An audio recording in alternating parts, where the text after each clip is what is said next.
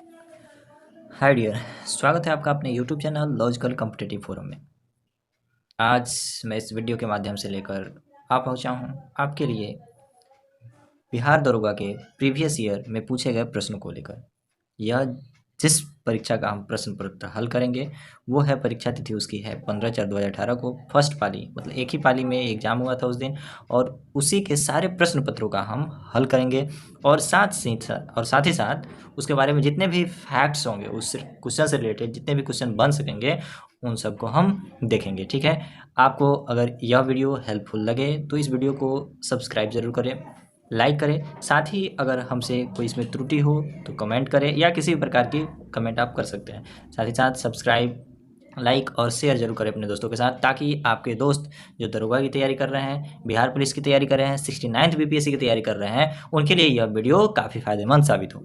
ठीक है, यह वीडियो आपके लिए तो फ़ायदेमंद है ही। तो चलिए अब हम शुरू करते हैं इस वीडियो लेक्चर को। पहले प्रश्न से शुरू करेंगे। पहला जो हमारा प्रश्न है वो है कि भारत पर आक्रमण करने वाला पहला मुसलमान था। भारत पर आक्रमण करने वाला पहला मुसलमान कौन था? तो हम देखेंगे इसका जो आंसर है मोहम्मद बिन कासिम। और मोहम्मद बिन कासिम से रिलेटेड जितने भी फैक्ट्स हैं उन सबको हम जानेंगे। तो हम यहाँ देख सकते हैं कि मोहम्मद बिन कासिम ने कब आक्रमण किया था। वह पहला मुस्लिम शासक था भारत पर आक्रमण करने वाला, जिसने 712 ईस्वी में सिंध पर विजय प्राप्त की थी। ठीक है, उस समय सिंध का शासक कौन था? तो दाहिर था। तो ध्यान देने योग्य बात यह है कि पूछा जा सकता है क्वेश्चन किस, जब मोहम्मद बिन कासिम ने हिंद पर आक्रमण किया, सिंध पर आक्रमण किया, तो उसमें सिंध का शासक कौन था? तो राजा दाहिर थे। ठीक है, अगला क्वेश्चन है, सॉरी इसमें और फैक्ट्स है वो भी जानेंगे। अब यहाँ दिया हुआ है यूनानी शासक, मकदूनियाई शासक सिकंदर का भारत पर आक्रमण कब हुआ? 326 ईसा पूर्व में हुआ था। ठीक है, मोहम्मद गजनी ने भारत पर प्रथम आक्रमण 1000 ईस्वी में किया था, और उसी ने ही यानी मोहम्मद गजनी ने ही भारत पर 17 बार आक्रमण किए थे। ठीक है, फिर जानेंगे तैमूर लंग। तो तैमूर लंग ने सुल्तान नासुरुद्दीन मोहम्मद तुगलक के समय 1398 ईस्वी में दिल्ली पर आक्रमण किया था। ठीक है, स्कंदगुप्त के शासनकाल में 457 ईस्वी में हुनों का आक्रमण हुआ था। मोहम्मद गौरी ने भारत पर पहला आक्रमण 1175 ईस्वी में मुल्तान के विरुद्ध किया था। मोहम्मद गौरी का दूसरा आक्रमण 1178 में पाटन गुजरात में हुआ था। यहाँ के शासक भीम द्वितीय ने गौरी को पराजित किया था। ठीक है, मोहम्मद बिन तुगलक शेख अलाउद्दीन का शिष्य था। मोहम्मद बिन तुगलक किसका शिष्य था? तो शेख अलाउद्दीन का शिष्य था। वह सल्तनत काल का पहला शासक था जो अजमेर में शेख मोइनुद्दीन चिश्ती की दरगाह पर गया था। ठीक है, और जानेंगे मोहम्मद बिन तुगलक ने क्या किया था? अपनी राजधानी दिल्ली से देवगिरी स्थानांतरित किया था। इसका नाम दौलताबाद रखा था। ठीक है, बाबर मुगल वंश का संस्थापक था। तो इस तरह से हमने देख लिया कि मोहम्मद बिन कासिम से रिलेटेड मतलब भारत पर आक्रमण से रिलेटेड जितने भी शासक थे उनके बारे में हमने जान लिया। ठीक है, अगला है महात्मा गांधी का जन्म कब हुआ था? तो सबको ही जानते हैं कि महात्मा गांधी का जन्म कब हुआ था। तो 2 अक्टूबर 1869 को गुजरात के पोरबंदर नामक स्थान पे महात्मा गांधी का जन्म हुआ था। उनके पिता का नाम करमचंद गांधी और माता का नाम पुतलीबाई था। 9 जनवरी 1915 को ही दक्षिण अफ्रीका से भारत वापस आए थे महात्मा गांधी, और इसी दिवस पर भारत में प्रवासी दिवस के रूप में मनाया जाता है प्रत्येक 9 जनवरी को। ठीक है, रविन्द्रनाथ टैगोर ने महात्मा गांधी को चंपारण सत्याग्रह के दौरान महात्मा की उपाधि दी थी। ठीक है, तो पूछा जा सकता है कि महात्मा की उपाधि महात्मा गांधी को किसने दी? तो रविन्द्रनाथ टैगोर ने दी थी। किस आंदोलन के दौरान? तो चंपारण सत्याग्रह आंदोलन के दौरान। कब हुआ था? तो 1917 में चंपारण सत्याग्रह के दौरान। गांधी जी ने गोपाल कृष्ण गोखले को अपना राजनीतिक गुरु मानते थे। ठीक है, उन्होंने कौन सी किताबें लिखी? तो हिंद स्वराज लिखी, नवजीवन और यंग इंडिया का प्रकाशन किसने किया था? तो महात्मा गांधी ने इस सब का लिखन किया था। आगे हम क्वेश्चन देखेंगे। अगला है कि विख्यात सोमनाथ मंदिर को किसने नष्ट किया? जो फेमस सोमनाथ मंदिर था उसको नष्ट किसने किया था? तो उसको किया था मोहम्मद गजनवी ने, जो सबसे चर्चित आक्रमण 1025 ईस्वी में सोमनाथ मंदिर सौराष्ट्र पर हुआ था। इस मंदिर की लूट में इसे करीब 20 लाख दिनार की संपत्ति हाथ लगी थी। तो दोस्तों सोमनाथ का जो मंदिर था वहाँ पे कहते हैं कि गुरुत्वीय रूप से क्या था? लिंग, शिव भगवान का लिंग वहाँ पे अड़ा हुआ था और उस पर प्रकाश आता था। मोहम्मद गजनवी ने भारत पर 17 बार आक्रमण किए, जो हम पीछे देख चुके हैं। सोमनाथ की रक्षा में सहायता करने के कारण अनहिलवारा के शासक पर मोहम्मद ने आक्रमण किया था। ठीक है, गुलाम वंश का संस्थापक 1206 ईस्वी में किसने किया था स्थापना? तो कुतुबुद्दीन ऐबक ने, जिसका शासनकाल 1206 से 1210 ईस्वी था। जो किसका गुलाम था? तो मोहम्मद गौरी का गुलाम था। अगला क्वेश्चन है, हर्षवर्धन के साम्राज्य के समय जो चीनी पर्यटक भारत आया था वह था। तो हर्षवर्धन के दरबार में कौन सा चीनी पर्यटक आया था? तो वो था वेनसांग। जिसने क्या किया था? नालंदा विश्वविद्यालय में अध्ययन करने आया था वह, ठीक है। भारत में बौद्ध ग्रंथों को एकत्र करके ले जाने आया था। इसका भ्रमण सी यूकी यानी वेनसांग का जो भ्रमण वृत्तांत है वो है सी यूकी के नाम से प्रसिद्ध है, ठीक है। फाहियान कब आया था? तो यह चीनी यात्री था जो गुप्त नरेश चंद्रगुप्त द्वितीय के दरबार में आया था। इत सिंह, यह भी एक चीनी यात्री था जो 7वीं शताब्दी में भारत आया था। नालंदा और विक्रमशिला विद्यालय का नालंदा और विक्रमशिला विश्वविद्यालय का इसने क्या किया था? वर्णन किया था। अगला क्वेश्चन है, दिल्ली चलो का नारा किसने दिया? तो दिल्ली चलो का नारा सुभाष चंद्र बोस ने दिया।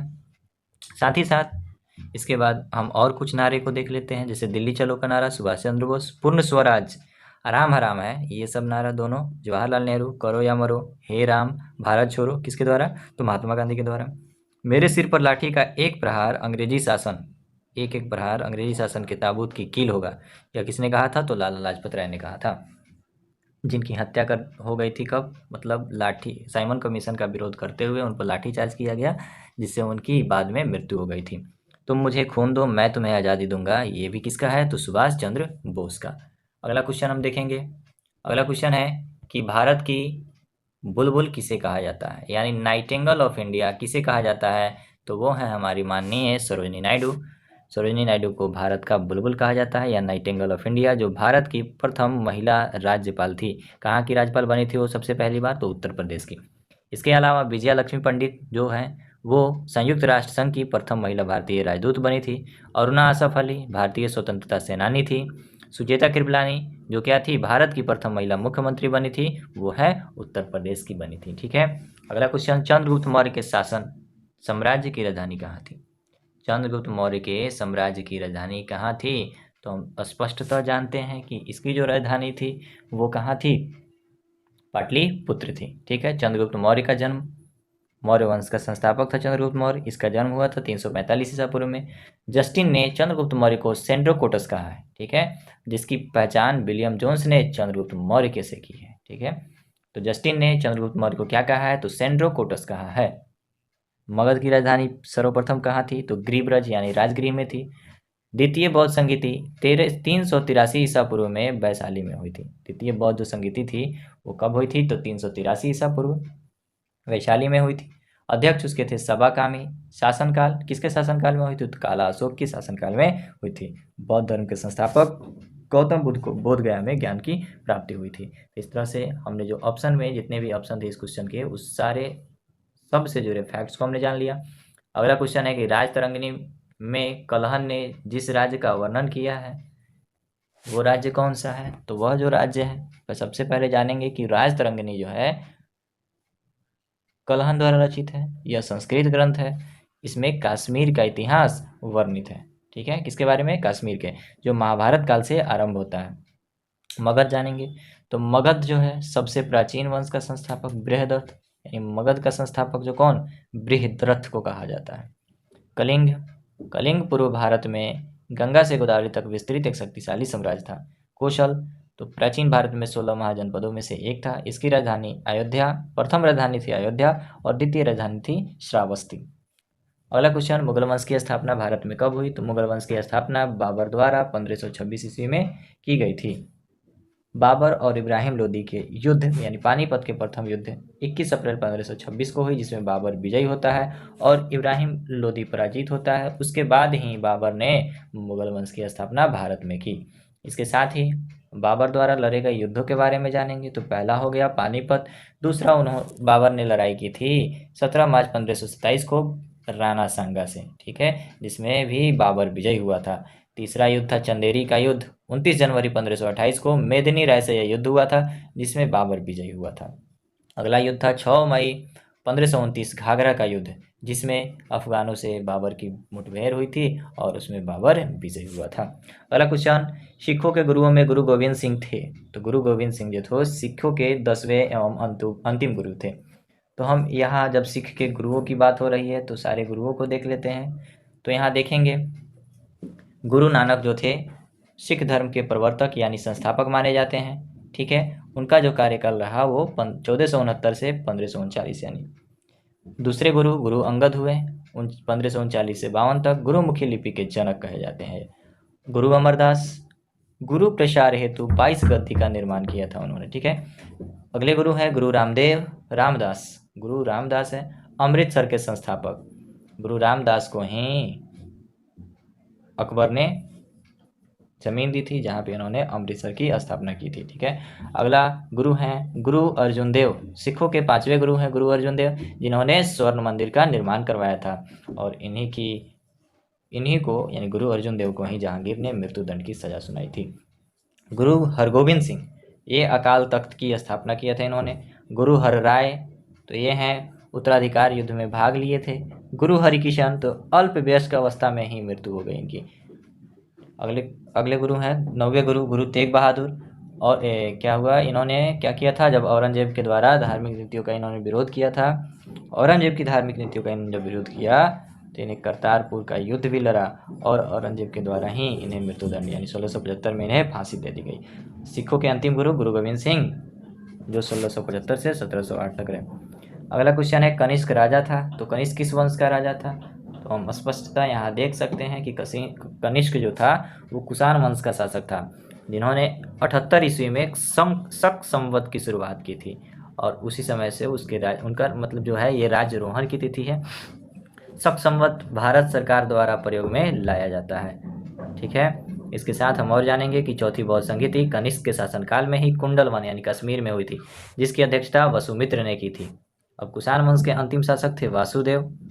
इसके साथ ही गुप्त वंश के संस्थापक जो है श्रीगुप्त हैं। मौर्य वंश के संस्थापक चंद्रगुप्त मौर्य ने की थी स्थापना उसकी। पाल वंश के संस्थापक गोपाल थे, जिन्होंने 750 ईस्वी में की। इस वंश की राजधानी मुंगेर थी, यानी पाल वंश की राजधानी कहाँ थी, तो मुंगेर थी। अगला क्वेश्चन है सूफी संत ख्वाजा मोइनुद्दीन चिश्ती का उर्स यहाँ पर मनाया जाता है, यानी सूफी संत ख्वाजा मोइनुद्दीन चिश्ती का उर्स जो है वो कहाँ है, तो वो है,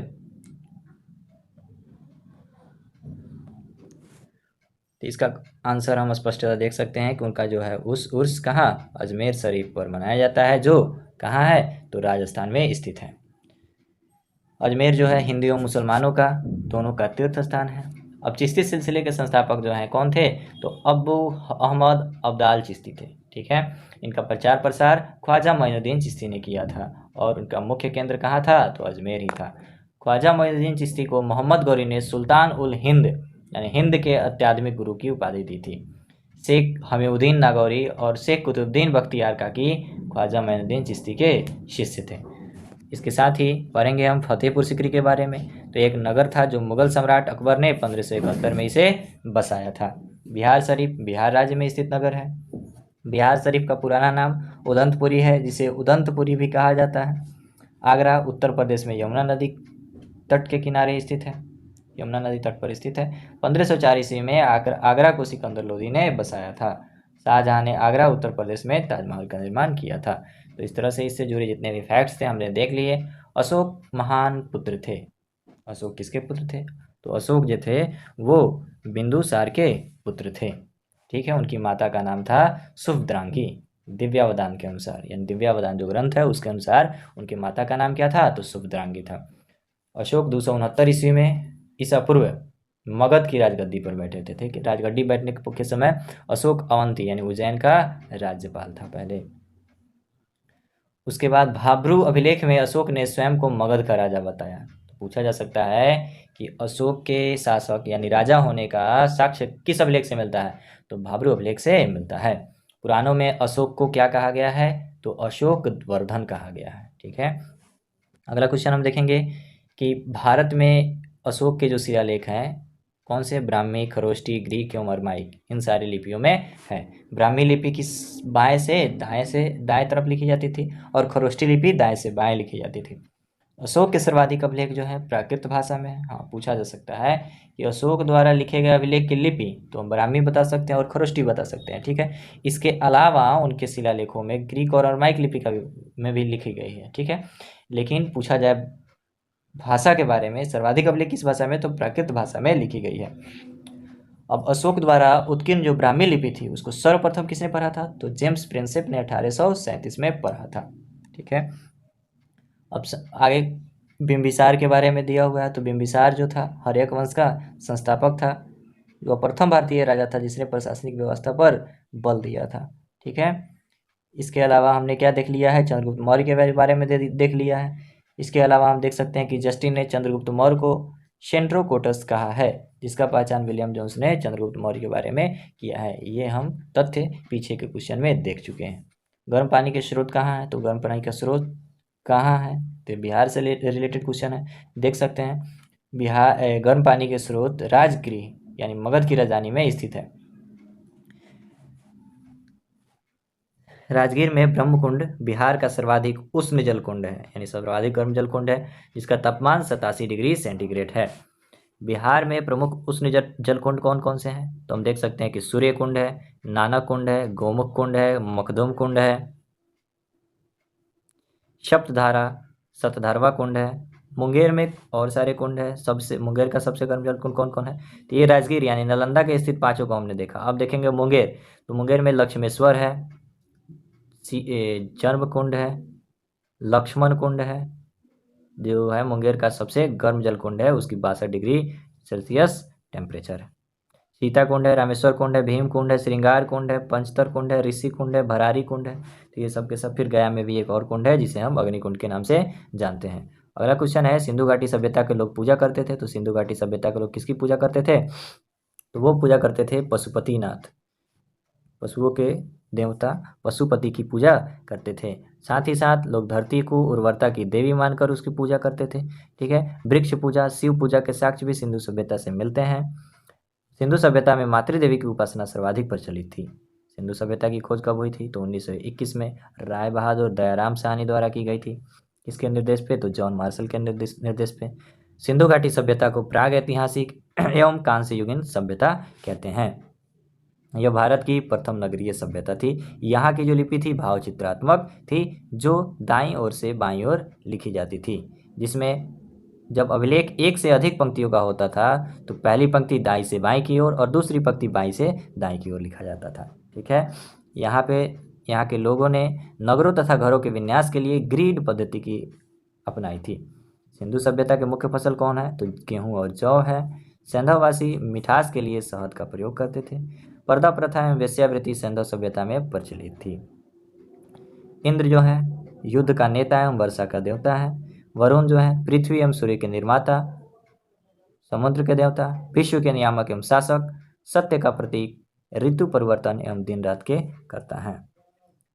अगला क्वेश्चन के साथ पढ़ेंगे हम आगे। इसके अलावा कुछ और फैक्ट्स हैं, जैसे विष्णु को क्या कहा जाता है, तो विष्णु को विश्व के संरक्षक एवं पालनकर्ता, अग्नि को देवता एवं मनुष्य के बीच मध्यस्थ, धौ आकाश का देवता जो सबसे प्राचीन देवता है, सोम वनस्पति के देवता, उषा प्रगति एवं उद्यान के देवता, अश्विन विपत्तियों को हरने वाला देवता, पूषण पशुओं का देवता, मरुत आंधी तूफान का देवता। तो इस तरह से हमने जितने भी देवता प्राचीन देवता थे उनके बारे में हमने यहाँ पे अध्ययन कर लिया। ठीक है। अगला क्वेश्चन है कि पुराने लिच्छवी राज्य की राजधानी कहाँ थी, तो लिच्छवी की राजधानी कहाँ थी, तो वैशाली थी। साथ ही साथ हम और फैक्ट जानेंगे। पाटलिपुत्र जो नगर थी, उदयन अपने पिता अजातशत्रु की हत्या कर शासक बना। गंगा व सोम नदी के संगम पर पाटलिपुत्र नगर बसाया उसने और अपनी राजधानी जो है राजगृह से पाटलिपुत्र स्थानांतरित किया। ठीक है। गया, तो गया यानी बोध गया, वहाँ पे वह प्रचलित किस लिए है, तो गौतम बुद्ध ने 6 वर्ष तपस्या के बाद उन्हें 35 वर्ष की आयु में वैशाख पूर्णिमा के रात को पीपल यानी बोधि वृक्ष के नीचे निरंजना नदी, जो कि अब फल्गु नदी के नाम से जाना जाता है, के तट पर सिद्धार्थ को ज्ञान की प्राप्ति हुई। इसी दिन से वे तथागत बुद्ध हो गए, बुद्ध के नाम से जाने जाने लगे। भारत के सर्वोदय नेता लोकमान्य जयप्रकाश नारायण का जीवन काल जो है क्या है, तो उनका जीवन काल है 1902 से 1979 तक।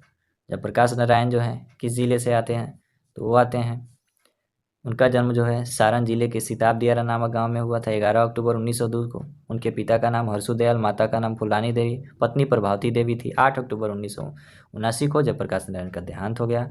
लोकनायक जयप्रकाश नारायण ने 1999 में मरणोपरांत भारत रत्न से सम्मानित किया गया। इन्हें 1965 में मैग्सेसे पुरस्कार भी प्रदान किया गया था। इसमें एक और इम्पोर्टेंट फैक्ट देख सकते हैं कि उन्होंने संपूर्ण क्रांति का नारा दिया था 1974 में, ठीक है। और उसी समय के दौरान कांग्रेस की सरकार का इन्होंने तख्तापलट किया था, ठीक है। 1974 में किसकी? तो संपूर्ण क्रांति का आह्वान किया था किसने? तो जयप्रकाश नारायण ने। पानीपत की तीसरी लड़ाई कब हुई थी?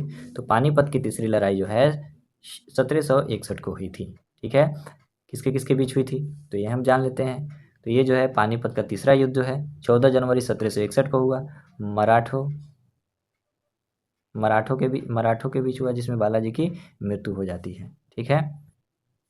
इसमें पानीपत का जो तीसरा युद्ध है अहमद शाह अब्दाली और मराठों के बीच हुआ था, ठीक है। पहली लड़ाई 1526 को हुई थी, दूसरी लड़ाई 1556 को हुई थी, ठीक है, अकबर और हेमू के बीच, जिसमें हेमू की हार हुई थी। अगला क्वेश्चन हम देखते हैं। पृथ्वी अपनी धुरी पर घूमती है, तो पृथ्वी अपनी धुरी पर कितनी देर में घूम लेती है? तो वह है 23 घंटे 56 मिनट 4 सेकेंड, ठीक है। देखिए पृथ्वी की गति जो है दो प्रकार से होती है, पहली है घूर्णन गति और दूसरी जो गति है वो है परिक्रमण गति, जिसे हम रिवॉल्यूशन के नाम से जानते हैं। घूर्णन गति क्या है? तो पृथ्वी अपने अक्ष पर पश्चिम से पूर्व दिशा में 23 घंटे 56 मिनट 4 सेकेंड में घूमती है, इसे पृथ्वी की घूर्णन गति कहते हैं। इसी के कारण दिन और रात होता है, ठीक है। इसे हम परिभ्रमण गति या दैनिक गति या घूर्णन गति के नाम से जानते हैं, इंग्लिश में बोलते हैं रोटेटरी मोशन, ठीक है। परिक्रमण या वार्षिक गति क्या होती है? तो ये जो है पृथ्वी को सूर्य की परिक्रमा करने में अर्थात अपनी कक्षा का चक्कर लगाने में 365 दिन 5 घंटे 48 मिनट और 46 सेकेंड लगते हैं। पृथ्वी की इसी गति को परिक्रमण गति कहते हैं। इस गति के कारण ही ऋतु परिवर्तन यानी मौसम में परिवर्तन होता है। इसके अलावा जो पृथ्वी है उसको नीला ग्रह कहा जाता है। यह सौरमंडल का 5वां सबसे बड़ा ग्रह है और यह एक मात्र ऐसा उपग्रह है जिसपे जीवन संभव है। इसका एकमात्र उपग्रह कौन है? तो चंद्रमा है। सूर्य से पृथ्वी की दूरी जो है लगभग 149.6 मिलियन किलोमीटर है। यह आकार एवं बनावट की दृष्टि से पृथ्वी शुक्र के समान है, ठीक है। जल की उपस्थिति के कारण इसे नीला ग्रह कहा जाता है। ग्रह जो सूर्य की परिक्रमा करने में 88 दिन लगाता है, तो सूर्य की परिक्रमा करने में कौन सा ग्रह 88 दिन का समय लेता है? तो वो है बुध ग्रह।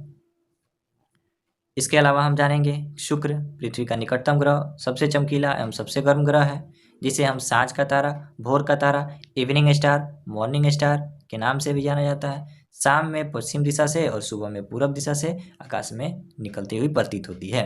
इसे पृथ्वी की भगनी ग्रह भी कहते हैं, यानी पृथ्वी की जुड़वा बहन भी कहते हैं, ठीक है। इसका घनत्व आकार एवं व्यास पृथ्वी के लगभग समान है। इसके पास कोई पूरा नहीं है। शुक्र सूर्य की परिक्रमा करने में 255 दिन लगाता है। इसके अलावा मंगल ग्रह के बारे में जानेंगे। तो मंगल ग्रह को लाल ग्रह कहा जाता है, यानी रेड प्लैनेट कहा जाता है। क्यों? क्योंकि इस पर फेरस ऑक्साइड यानी आयरन ऑक्साइड की उपस्थिति ज़्यादा है, ठीक है। अगला क्वेश्चन हम देखेंगे। इसके जो है दो उपग्रह हैं, कौन है? तो फोबोस और डीमोस है। यह सूर्य की परिक्रमा करने में 687 दिन का समय लेता है।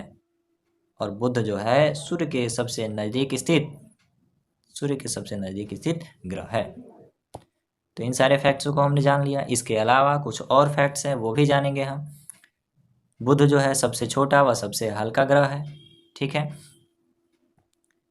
यह सूर्य की परिक्रमा करने में सबसे कम समय लेता है, ठीक है, जो कि 88 दिन है। और यह सर्वाधिक तेज कक्षीय गति वाला ग्रह है। अगला है वरुण। तो वरुण जो है इसकी खोज 1846 में जर्मन खगोलज्ञ जॉन गॉले ने की थी। हरे रंग का ग्रह है, यानी यह हरे रंग के प्रकाश को उत्सर्जित करता है। इसके चारों ओर अति शीतल मीथेन का बादल छाया है। उपग्रहों में ट्राइटन प्रमुख है। सूर्य की परिक्रमा करने में 164.8 वर्ष लगाता है, यानी यही जो ग्रह है वरुण, यही सूर्य की परिक्रमा करने में सबसे अधिक समय लेता है। अगला क्वेश्चन है कि जो राज्य नहर सिंचाई पर सर्वाधिक आश्रित है वह है। सर्वाधिक आश्रित होने वाले कौन कौन से नहर राज्य हैं? तो हम देख सकते हैं कि उत्तर प्रदेश जो है सिंचाई के मामले में सर्वाधिक रूप से, सबसे ज़्यादा रूप से वो नहर सिंचाई पर आश्रित रहता है, ठीक है। आगे हम देखेंगे। इसमें इम्पोर्टेंट एक फैक्ट है कि पंबा सिंचाई परियोजना जो है केरल के पंबा नदी पर स्थित है। इंदिरा गांधी नहर को सतलज नदी से जल मिलता है। यह भारत की सबसे लंबी सिंचाई नहर है, ठीक है। अगला क्वेश्चन है भारत के सुदूर पूर्व में जो देश सर्वाधिक लंबी सीमा बनाता है वह कौन है? तो वह है हमारा पड़ोसी देश म्यांमार, यानी ऑप्शन के अनुसार म्यांमार है, ठीक है। तो इसकी जो लंबाई है कितना है, 1643 किलोमीटर है। ऐसे बता दें कि सर्वाधिक लंबाई का जो सीमा रेखा है वो किसके किसके बीच, तो हमारे देश बांग्लादेश और भारत के बीच सर्वाधिक लंबी तटीय रेखा, सर्वाधिक सीमा रेखा है, ठीक है। अगला क्वेश्चन देखेंगे कि उस शहर का देशांतर क्या है जहाँ का स्थान समय 6 बजे शाम है जबकि ग्रीनविच समय 4 बजे शाम है। तो हम जानेंगे इसका जो आंसर होगा 30 डिग्री पूर्व होगा। तो ये कैसे होगा, इसके बारे में हम कुछ जानेंगे। तो देखिए, एक ग्रीनविच मीन टाइम है जो लंदन से गुजरती है, 0 डिग्री मेरिडियन पे होता है, यानी 0 डिग्री देशांतर लंदन के ग्रीनविच से गुजरती है, ठीक है। तो ये जो है वहाँ पे जो होता है कितना डिग्री, 0 डिग्री, और वहाँ से ही टाइम का निर्धारण होता है। तो यहाँ देख सकते हैं कि 24 घंटे में 360 डिग्री घूम जाती है, ठीक है। पृथ्वी जो है 24 घंटे में कितने डिग्री, तो 360 डिग्री घूम जाती है। 1 डिग्री देशांतर की दूरी जो तय करने में समय लगता है वो है 4 मिनट। यदि ग्रीनविच पर 4 बजे हैं तो वह स्थान जहाँ 6 बजे हैं, इसका देशांतर ज्ञात करने के लिए समय के अंतर को 4 से भाग देकर प्राप्त किया जा सकता है। यानी हम देख सकते हैं कि 120 मिनट हुआ, यानी 2 घंटे हैं, तो 2 घंटे यानी 120 मिनट, 120 मिनट को हम कितना से डिवाइड करेंगे, 4 से, तो हमारा आंसर 30 डिग्री देशांतर प्राप्त हो जाएगा, ठीक है। अगला क्वेश्चन है कि इनमें से कौन इस्पात प्लांट से युक्त नहीं है। तो यहाँ देख सकते हैं हम आंसर जो है सिंदरी जो है उर्वरक कारखाने के बारे में है। इसकी हम चर्चा, उर्वरक कारखानों के बारे में चर्चा हम दरोगा के पहले विगत वर्षों के पहले ही वीडियो एपिसोड में हम इसकी चर्चा कर चुके हैं, ठीक है। तो हम लौह इस्पात उद्योगों के बारे में थोड़ा जान लेते हैं यहाँ पे। तो यहाँ है द्वितीय पंचवर्षीय योजना 1956 से 61 के दौरान राउरकेला, भिलाई, दुर्गापुर में लौह इस्पात संयंत्र स्थापित किए गए थे। साथ ही साथ चितरंजन लोकोमोटिव, सिंदरी उर्वरक कारखाना, इंटीग्रल कोच फैक्ट्री आदि भी इसी योजना के दौरान स्थापित की गई थी, ठीक है। तो ये है लौह इस्पात यानी दूसरी पंचवर्षीय योजना के तहत जितने भी उद्योग की स्थापना हुई थी वो इसमें हमने देख लिया, ठीक है। अगला क्वेश्चन है गारो जनजाति है। तो गारो जनजाति है वो है मेघालय राज्य से संबंधित है। भारतीय संविधान का अनुच्छेद 342 का संबंध अनुसूचित जनजातियों से है, ठीक है। असम में अब कुछ प्रमुख अनुसूचित जनजातियों के बारे में हम चर्चा कर लेते हैं। तो असम राज्य में कौन कौन सी जनजातियां पाई जाती है, तो लुसाई, बोरो, राभा, कुछारी, ओडो और कार्बो है, ठीक है। मणिपुर में कुकी, तंगखुल, थाडो, नागा, मैठी या मैठी जो अभी मैती, मतलब अभी जो मणिपुर का दंगा हुआ था वो कुकी और मैती समुदाय को लेकर दंगा हुआ था, ठीक है। मेघालय की कौन कौन सी जातियां हैं, जनजातियां हैं, गारो, खासी, जयंतिया, यानी गारो, खासी, जयंतिया जो है पहाड़ियां हैं, उन पहाड़ियों में पाई जाने वाली जनजातियों को गारो, खासी, जयंतिया कहते हैं। मिकिर, भोई भी मेघालय की ही जनजातियां हैं, ठीक है। मिजोरम, मिजो, लाखे, पावो, चकमा। मिजोरम में कौन कौन सा हो गया, तो मिजो, लाखे, पावो, चकमा। इस तरह से हम याद कर सकते हैं, मिजोरम से मिजो, लाखे, पावो, चकमा, ये चारों के चारों जो जनजातियां हैं वो मिजोरम से संबंधित है। अगला क्वेश्चन, सिंधु नदी की लंबाई उतनी ही है जितनी ब्रह्मपुत्र नदी की, यह लंबाई कितनी है। तो सिंधु नदी की लंबाई कितनी है, तो वो जो है 2880 किलोमीटर है, जो ऑप्शन में लगभग 2900 किलोमीटर के बराबर दिया गया है। इसकी लंबाई 2880 किलोमीटर होने के बावजूद इसका 20% ही पानी भारत द्वारा प्रयोग किया जाता है, जो भारत पाक सिंधु जल समझौता 1960 के तहत है। ब्रह्मपुत्र नदी की कुल लंबाई जो है 2900 किलोमीटर है, जो सिंधु नदी के लगभग बराबर है। अगला क्वेश्चन है, मॉर्निंग स्टार किसे कहा जाता है। तो अभी हमने ग्रहों से संबंधित जितने भी क्वेश्चन देखे थे उसमें हमने इसकी चर्चा कर ली थी, उसके बावजूद भी हम इसका आंसर देखेंगे। तो मॉर्निंग स्टार जो है वो शुक्र को कहा जाता है, ठीक है। मॉर्निंग स्टार मतलब भोर का तारा, या इसे सांझ का भी तारा कहा जाता है। मॉर्निंग स्टार क्यों, क्योंकि ये सुबह में पूरब दिशा से और शाम में पश्चिम दिशा से, यानी इवनिंग स्टार कहा जाता है, ठीक है। इसे पृथ्वी का भग्नी ग्रह कहते हैं। ये सब हम देख चुके थे। जो तथ्य हमने नहीं देखा था उसके बारे में जानेंगे। बृहस्पति, तो बृहस्पति जो है सौरमंडल का सबसे बड़ा उपग्रह है, सबसे बड़ा ग्रह है। इसका उपग्रह जो है ज्ञानीमीड है, जो पीले रंग का है, सभी ग्रहों में सबसे बड़ा है। उसके अलावा हमने देखा था कि मंगल को लाल ग्रह आयरन ऑक्साइड के कारण कहा जाता है, इसके उपग्रह जो है फोमोस और डिमोस है। इसके अलावा हम देखेंगे शनि के बारे में। तो शनि जो है दूसरा सबसे बड़ा ग्रह, आकार के अनुसार दूसरा सबसे बड़ा ग्रह है। इसके तल के चारों ओर वलय का होना, यानी मोटी प्रकाश वाली कुंडली जिसे रिंग बोलते हैं। वलय की संख्या यानी रिंग की संख्या 7 है। यह आकाश में पीले तारे के समान दिखाई पड़ता है। इसका सबसे बड़ा जो उपग्रह है टाइटन है। सौरमंडल का दूसरा सबसे बड़ा उपग्रह है, यह आकार में बुध के। आगे हम देखेंगे इसके बारे में। हमने जिसे देख लिया कि शनि का जो उपग्रह है वो क्या है, टाइटन है। इससे पहले हमने देखा था वरुण, तो वरुण का जो था उपग्रह ट्राइटन था, ठीक है। अगला क्वेश्चन हम देखेंगे, राज्यसभा के सदस्यों की अधिकतम संख्या कितनी हो सकती है? तो वो जो है राज्यसभा के सदस्यों की संख्या 250 हो सकती है। राज्यसभा को उच्च सदन कहा जाता है, यह अस्थायी है, इसका विघटन कभी नहीं हो सकता है। राज्यसभा की अधिकतम संख्या 250 क्या की गई है, निर्धारित की गई है, जिसमें 238 सदस्य राज्य एवं संघ राज्य क्षेत्र से निर्वाचित होते हैं और 12 सदस्य राष्ट्रपति द्वारा मनोनीत किए जाते हैं। आर्टिकल 80(3) जो साहित्य, विज्ञान, कला और समाज सेवा के क्षेत्र में विशिष्ट स्थान रखते हैं, उन्हें 12 सदस्य नियुक्त किए जाते हैं। ठीक है, अगला क्वेश्चन हम देखेंगे, इसमें है कि राज्यसभा का जो सदन होता है, इसमें 1/3 प्रत्येक 2 वर्ष के बाद क्या होते हैं, बदलते रहते हैं, सदस्य अवकाश प्राप्त करते हैं। राज्यसभा के सदस्यता यानी राज्यसभा सदस्य होने के लिए अर्हताएं क्या है, ये जानना काफ़ी मोस्ट इंपॉर्टेंट है। ठीक है, तो इसको हम देख लेते हैं कि वो भारत का नागरिक होना चाहिए, आर्टिकल 84 के तहत। आयु 30 वर्ष से कम न होना चाहिए, आर्टिकल 84 के तहत ही। संसद द्वारा निर्धारित योग्यताएं धारण करता हो। चंडीगढ़, अंडमान एवं निकोबार, लद्दाख, दादर एवं नगर हवेली और दमन द्वीप, लक्षद्वीप का राज्यसभा में कोई प्रतिनिधित्व नहीं करता है। तो ये भी हमको याद रखना होगा। और क्वेश्चन पूछा जाए कि किन राज्यों से राज्यसभा का कोई प्रतिनिधित्व नहीं होता है, तो वह है चंडीगढ़, अंडमान निकोबार, लद्दाख, दादर एवं नगर हवेली, दमन एवं दीव, लक्षद्वीप। ये सब के सब क्या है, यूनियन टेरिटरी है, यानी केंद्र शासित प्रदेश हैं। ठीक है, अगला क्वेश्चन देखेंगे, जो सदस्य लोकसभा का अध्यक्ष चुनाव कराते हैं वे होते हैं, तो वे क्या होते हैं, तो वे होते हैं लोकसभा के।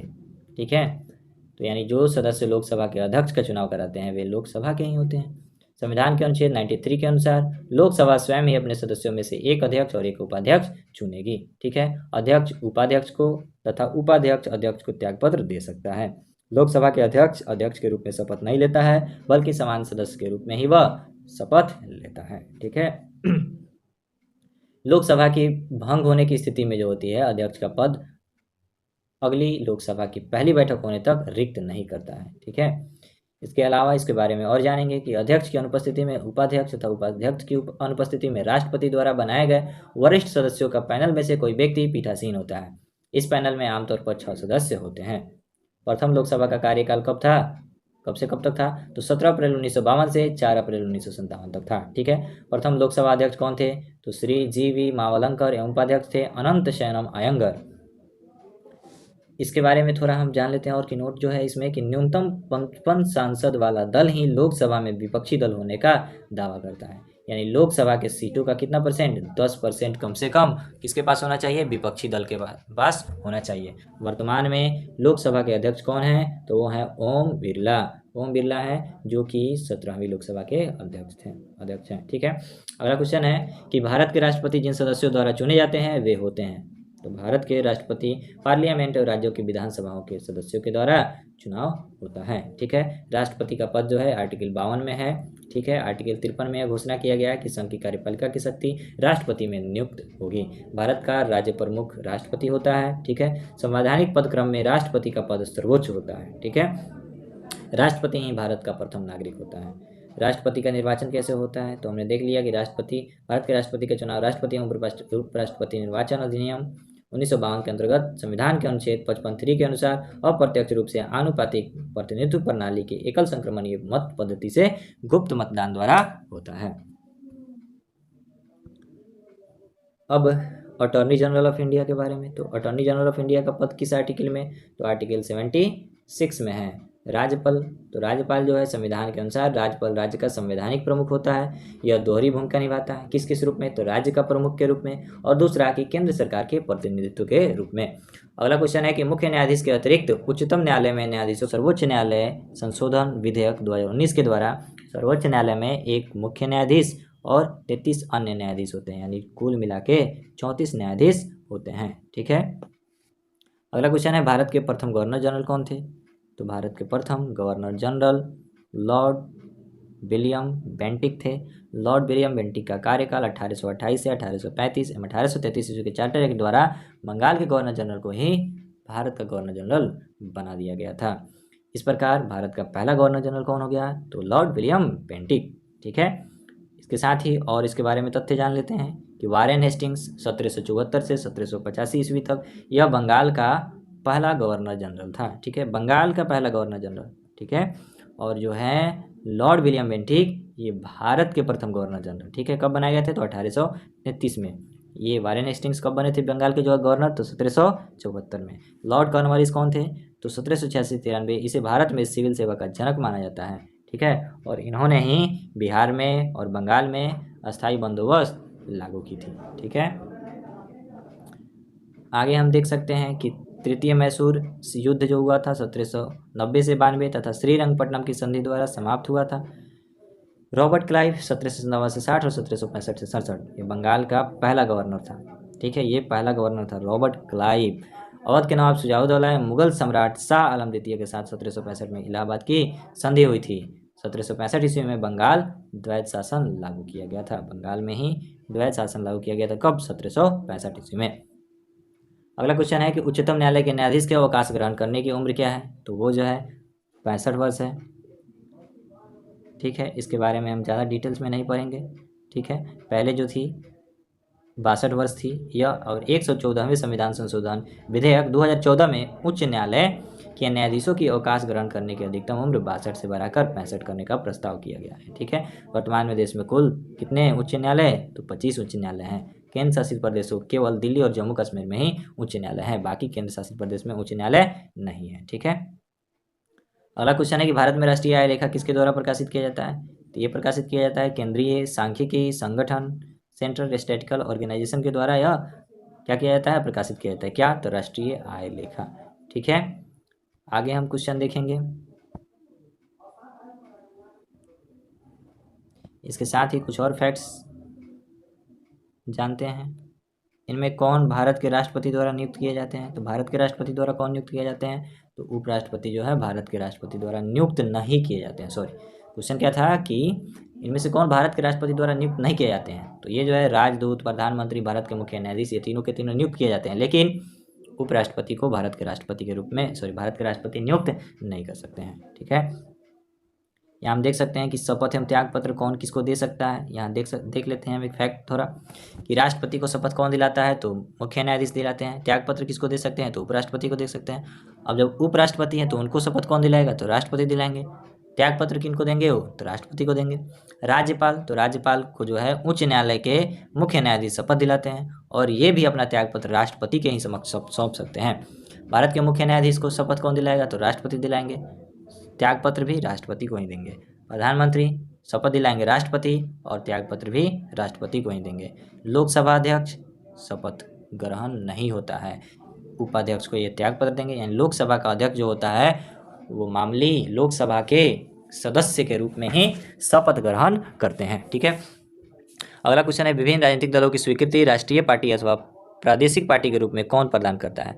तो ये किसके द्वारा प्रदान किया जाता है? तो भारत के चुनाव आयोग द्वारा प्रदान किया जाता है। तो चुनाव आयोग की चर्चा किस में है? तो आर्टिकल 324 से 329 तक है, ठीक है। भारतीय निर्वाचन आयोग की स्थापना जो है कब हुई थी? तो 25 जनवरी 1950 को हुई थी, ठीक है। इसके साथ ही थोड़ा जान लेंगे हम कि जो राजनीतिक पार्टियां हैं उनको राजनीतिक दल यानी पार्टी का दर्जा देने के लिए कौन कौन सी शर्तें आवश्यक है। तो पहला जो शर्त है कि यदि वह लोकसभा विधानसभा के आम चुनाव में 4 या अधिक राज्यों में वैध मतों का 6% प्राप्त करता हो, ठीक है। इसके साथ ही किसी राज्य या राज्यों से लोकसभा में 4 सीट प्राप्त करता है। दूसरा है इसमें कि यदि कोई दल लोकसभा में 2% स्थान पर जीतता है और उसके सदस्य 3 अलग अलग राज्यों से चुने जाते हैं, तब भी उन्हें क्या मिलेगा? राजनीतिक पार्टी का दर्जा मिलेगा। अगला कंडीशन है कि यदि कोई दल को कम से कम 4 राज्यों में राज्य स्तरीय दल के रूप में मान्यता प्राप्त होना चाहिए। अगला क्वेश्चन है कि पंचायती राज लागू कब किया गया था? तो पंचायती राज जो है 1959 में लागू किया गया था। कब? तो देख सकते हैं हम पंचायती राज का शुभारंभ स्वतंत्र भारत में 2 अक्टूबर 1959 ईस्वी में भारत के प्रधानमंत्री जवाहरलाल नेहरू द्वारा किया गया था। राजस्थान के नागौर जिले में पहला हुआ था, और दूसरा जो है आंध्र प्रदेश में 11 अक्टूबर 1959 को लागू किया गया था। क्या? तो पंचायती राज व्यवस्था। संविधान के अनुच्छेद 40 में यह निर्दिष्ट है कि राज्य पंचायतों के संगठन के लिए कदम उठाएगा, ठीक है। और पंचायती राज से संबंधित आर्टिकल कितना में? 243 में चर्चा की गई है। इसके अलावा हम देख लेते हैं कुछ और फैक्ट इसके बारे में कि 73वें संविधान संशोधन पंचायती राज से संबंधित है। इसके द्वारा संविधान के भाग 9 अनुच्छेद 243 क से न तक कुल 16 अनुच्छेद तथा अनुसूची 11 का प्रावधान किया गया है। वर्ष 1986 ईस्वी में गठित LM सिंघवी समिति के सिफारिशों के आधार पर 73वें संविधान संशोधन अधिनियम 1993 के द्वारा पंचायती राज को संवैधानिक दर्जा प्रदान किया गया था। तो पूछा जा सकता है कि पंचायती राज को संवैधानिक दर्जा कब प्राप्त हुआ था। तो हम यहाँ देख सकते हैं कि 73वें संविधान संशोधन के तहत कब 1993 में पंचायती राज को संवैधानिक राज का दर्जा मिला था।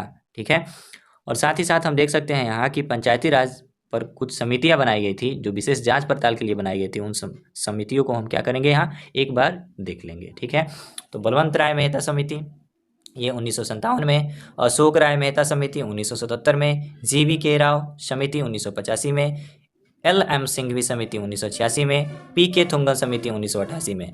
तो यहाँ हम देख सकते हैं कि 5 जो समितियां हैं वो किससे संबंधित है, तो पंचायती राज से संबंधित है। ठीक है, तो ये फैक्ट्स हमको याद रखनी जरूरी है। पूछ सकता है कि निम्नलिखित में से कौन सी समिति जो है वो पंचायती राज से संबंधित है। ठीक है, अगले क्वेश्चन की ओर हम बढ़ेंगे। उपचुनाव कराया जाता है, तो उपचुनाव जो है कितने वर्षों बाद कराया जाता है, तो उपचुनाव जो है कभी भी कराया जा सकता है। कैसे कराया जा सकता है, तो बोला गया कि संसद तथा राज्य विधानमंडल के किसी सदस्य की मृत्यु, त्यागपत्र या अयोग्य के कारण रिक्त होने वाली सीट को भरने के लिए कराया गया चुनाव जो होता है क्या कहलाता है, उपचुनाव कहलाता है। ठीक है, इसको हम देख लिए। अगला क्वेश्चन देखेंगे हम कि भारत के उपराष्ट्रपति का चुनाव करने के वाले सदस्य होते हैं। तो उपराष्ट्रपति के जो चुनाव करते हैं वे कौन होते हैं, तो पार्लियामेंट के सदस्य होते हैं। ठीक है, इसमें हम थोड़ा देख लेते हैं फैक्ट्स कि अनुच्छेद 66 के अनुसार उपराष्ट्रपति का निर्वाचन जो होगा संसद के दोनों सदनों के सदस्यों से मिलकर बनने वाली निर्वाचक गण के सदस्यों द्वारा अनुपातिक प्रतिनिधित्व के पद्धति के अनुसार एकल संक्रमणीय पद्धति द्वारा होता है। ऐसे निर्वाचन में मतदान गुप्त होता है। ठीक है, हम देख सकते हैं यहाँ कि भारत का उपराष्ट्रपति जो होता है राज्यसभा का पदेन सभापति होता है। किसके तहत, तो आर्टिकल 64 के तहत। ठीक है, भारत के प्रथम उपराष्ट्रपति कौन थे, तो वो थे डॉक्टर सर्वपल्ली राधे कृष्णन। ठीक है, भारत के वर्तमान उपराष्ट्रपति कौन है, तो कौन है वो, श्री जगदीप धनखड़ जी हैं। ठीक है, आगे इसके बारे में फैक्ट्स जानने की ज़्यादा जरूरत नहीं है। ठीक है, अगला क्वेश्चन हम देखेंगे कि भारतीय नागरिकों के मौलिक कर्तव्य हैं। ठीक है, तो भारतीय नागरिकों के मौलिक कर्तव्य कितने हैं, तो वो है 11। ठीक है, तो ये जो है ये मौलिक कर्तव्य जो है मूल संविधान का भाग पहले नहीं था। ठीक है,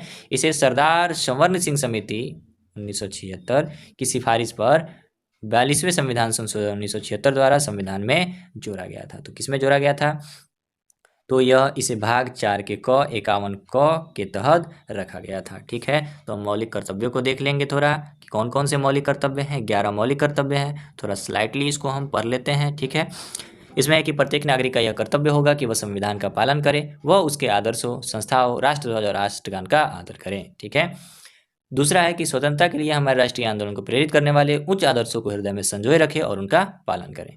तीसरा है कि भारत की प्रभुता, एकता और अखंडता की रक्षा करे और उसे अक्षुण्ण रखें। ठीक है, चौथा है कि देश की रक्षा करे, या फिर इसमें और है कि आह्वान किए जाने पर देश की रक्षा के लिए हमेशा तत्पर रहे। इसी में आर्टिकल 51 के क के 4 में है। ठीक है, चौथा जो क्या बोलते हैं मौलिक कर्तव्य, उसमें भारत के सभी लोगों में समरसता और समान भ्रातृत्व की भावना का निर्माण करें। ठीक है, अगला है छठा कि हमारे सामाजिक संस्कृति की गौरवशाली परंपरा का महत्व समझे और उसका परिरक्षण करें। ठीक है, प्राकृतिक पर्यावरण की रक्षा और उसका संवर्धन करें। आठवां में है कि वैज्ञानिक दृष्टिकोण और ज्ञान अर्जन की भावना का विकास करें। नौवां है कि सार्वजनिक संपत्ति को सुरक्षित रखें। 10वां है व्यक्तिगत एवं सामूहिक गतिविधियों में सभी क्षेत्रों में उत्कर्ष की ओर बढ़ने का सतत प्रयास करें। 11वां है कि माता पिता का संरक्षक द्वारा 6 से 14 वर्ष के बच्चों हेतु प्राथमिक शिक्षा प्रदान करें। ये जो लागू हुआ था कब, 86वें संविधान संशोधन 2002 में लागू किया गया था। यानी जब 1976 में संविधान में संशोधन करके मूल कर्तव्यों को जोड़ा गया था तो उस समय मूल कर्तव्यों की संख्या मात्र 10 थी, लेकिन 86वें संविधान संशोधन 2002 में एक और मूल कर्तव्य जोड़ दिया गया, जो कि है कि माता पिता या संरक्षक द्वारा 6 से 14 वर्ष के बच्चों हेतु प्राथमिक शिक्षा प्रदान करना। ठीक है, अगला क्वेश्चन हम देख सकते हैं यहाँ की है कि भारतीय संविधान के अनुसार संघ का कार्यकारी अध्यक्ष कौन होता है। तो भारतीय संविधान के अनुसार संघ का जो कार्यकारी अध्यक्ष होता है वो होता है राष्ट्रपति। ठीक है, अनुच्छेद 53 में यह घोषणा की गई है कि संघ की कार्यपालिका की शक्ति जो होती है कहाँ, तो राष्ट्रपति में निहित होती है।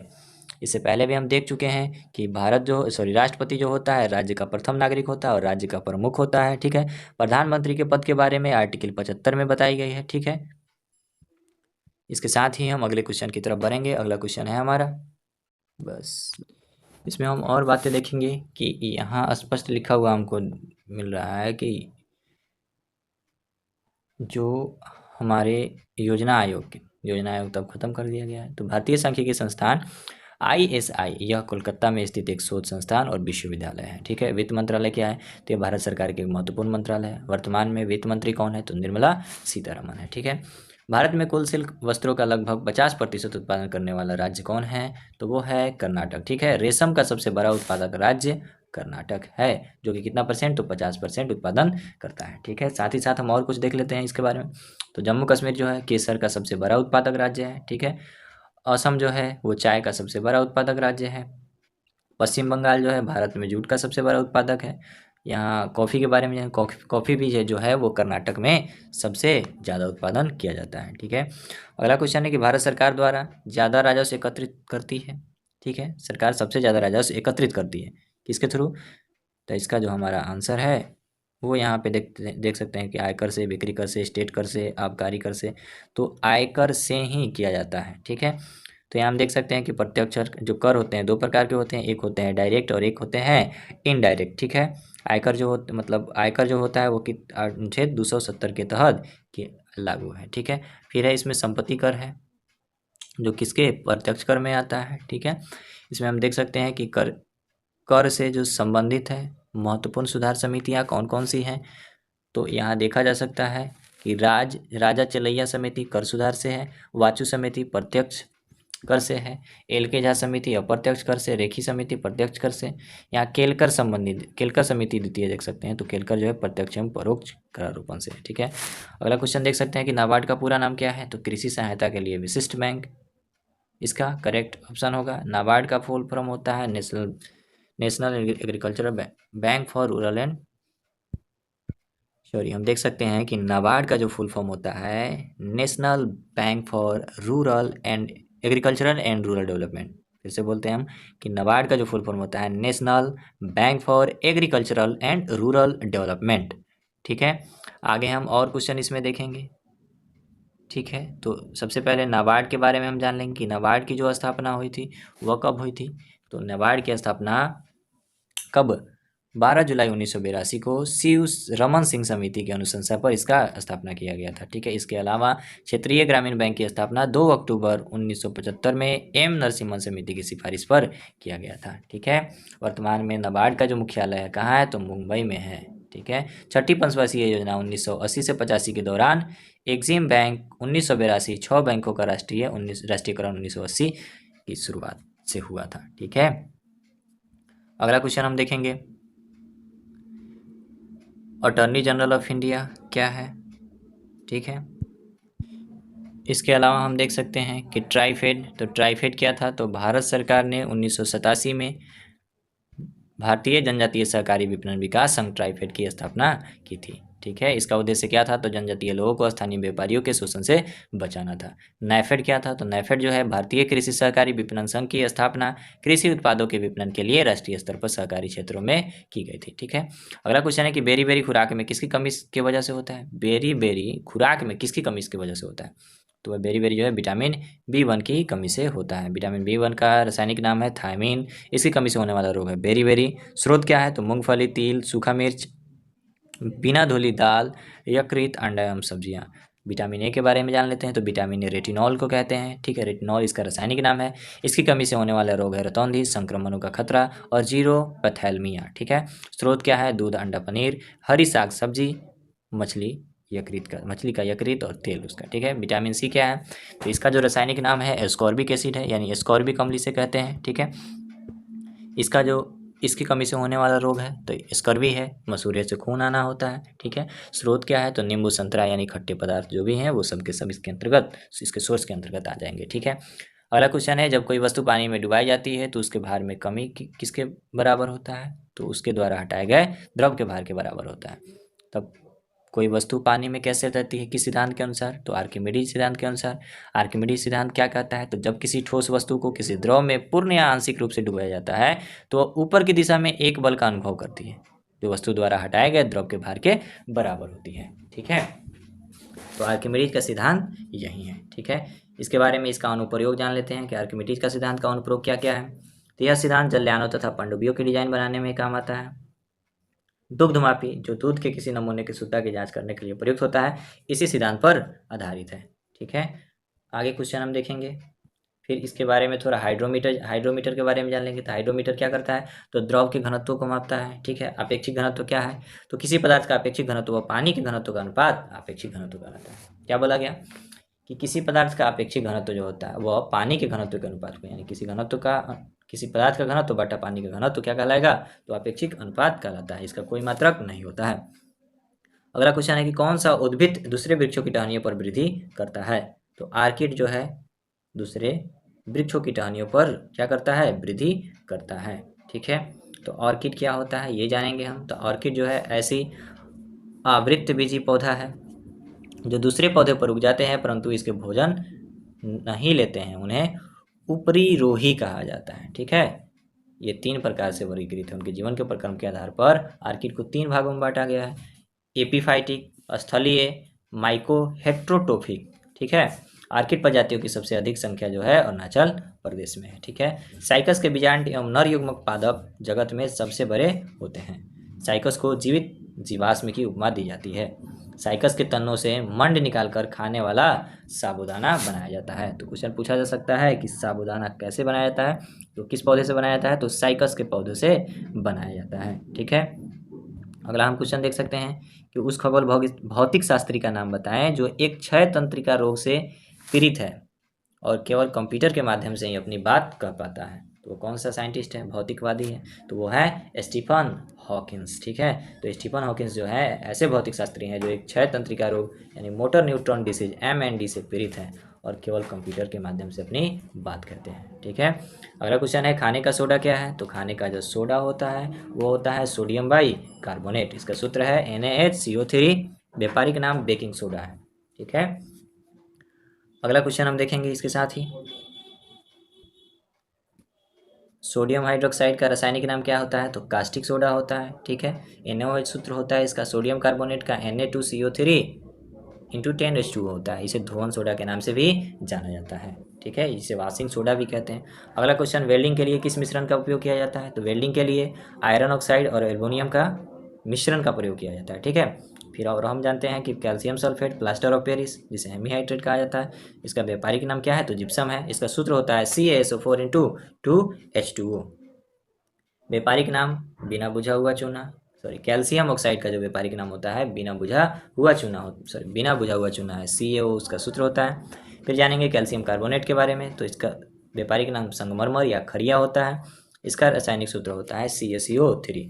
अगला क्वेश्चन है कि प्लास्टर ऑफ पेरिस क्या है, तो अभी हमने देख लिया कि जिप्सम, तो जिप्सम का ही एक रूप होता है plaster of Paris. Plaster of Paris का सूत्र होता है CaSO4 इंटू ½ ठीक है, इसे कैल्शियम सल्फेट हाइड्रेट भी कहा जाता है। इसका उपयोग कहाँ होता है, तो मूर्ति बनाने में, शल्य चिकित्सा में, पट्टी बांधने में, छतों एवं दीवारों को चिकना बनाने में। कैल्शियम कार्बोनेट का सूत्र क्या होता है, तो CaCO3 हमने देख लिया। इसका उपयोग कहाँ किया जाता है, चूना बनाने में, टूथपेस्ट में और सीमेंट उद्योग में कैल्शियम कार्बोनेट का प्रयोग किया जाता है। ठीक है,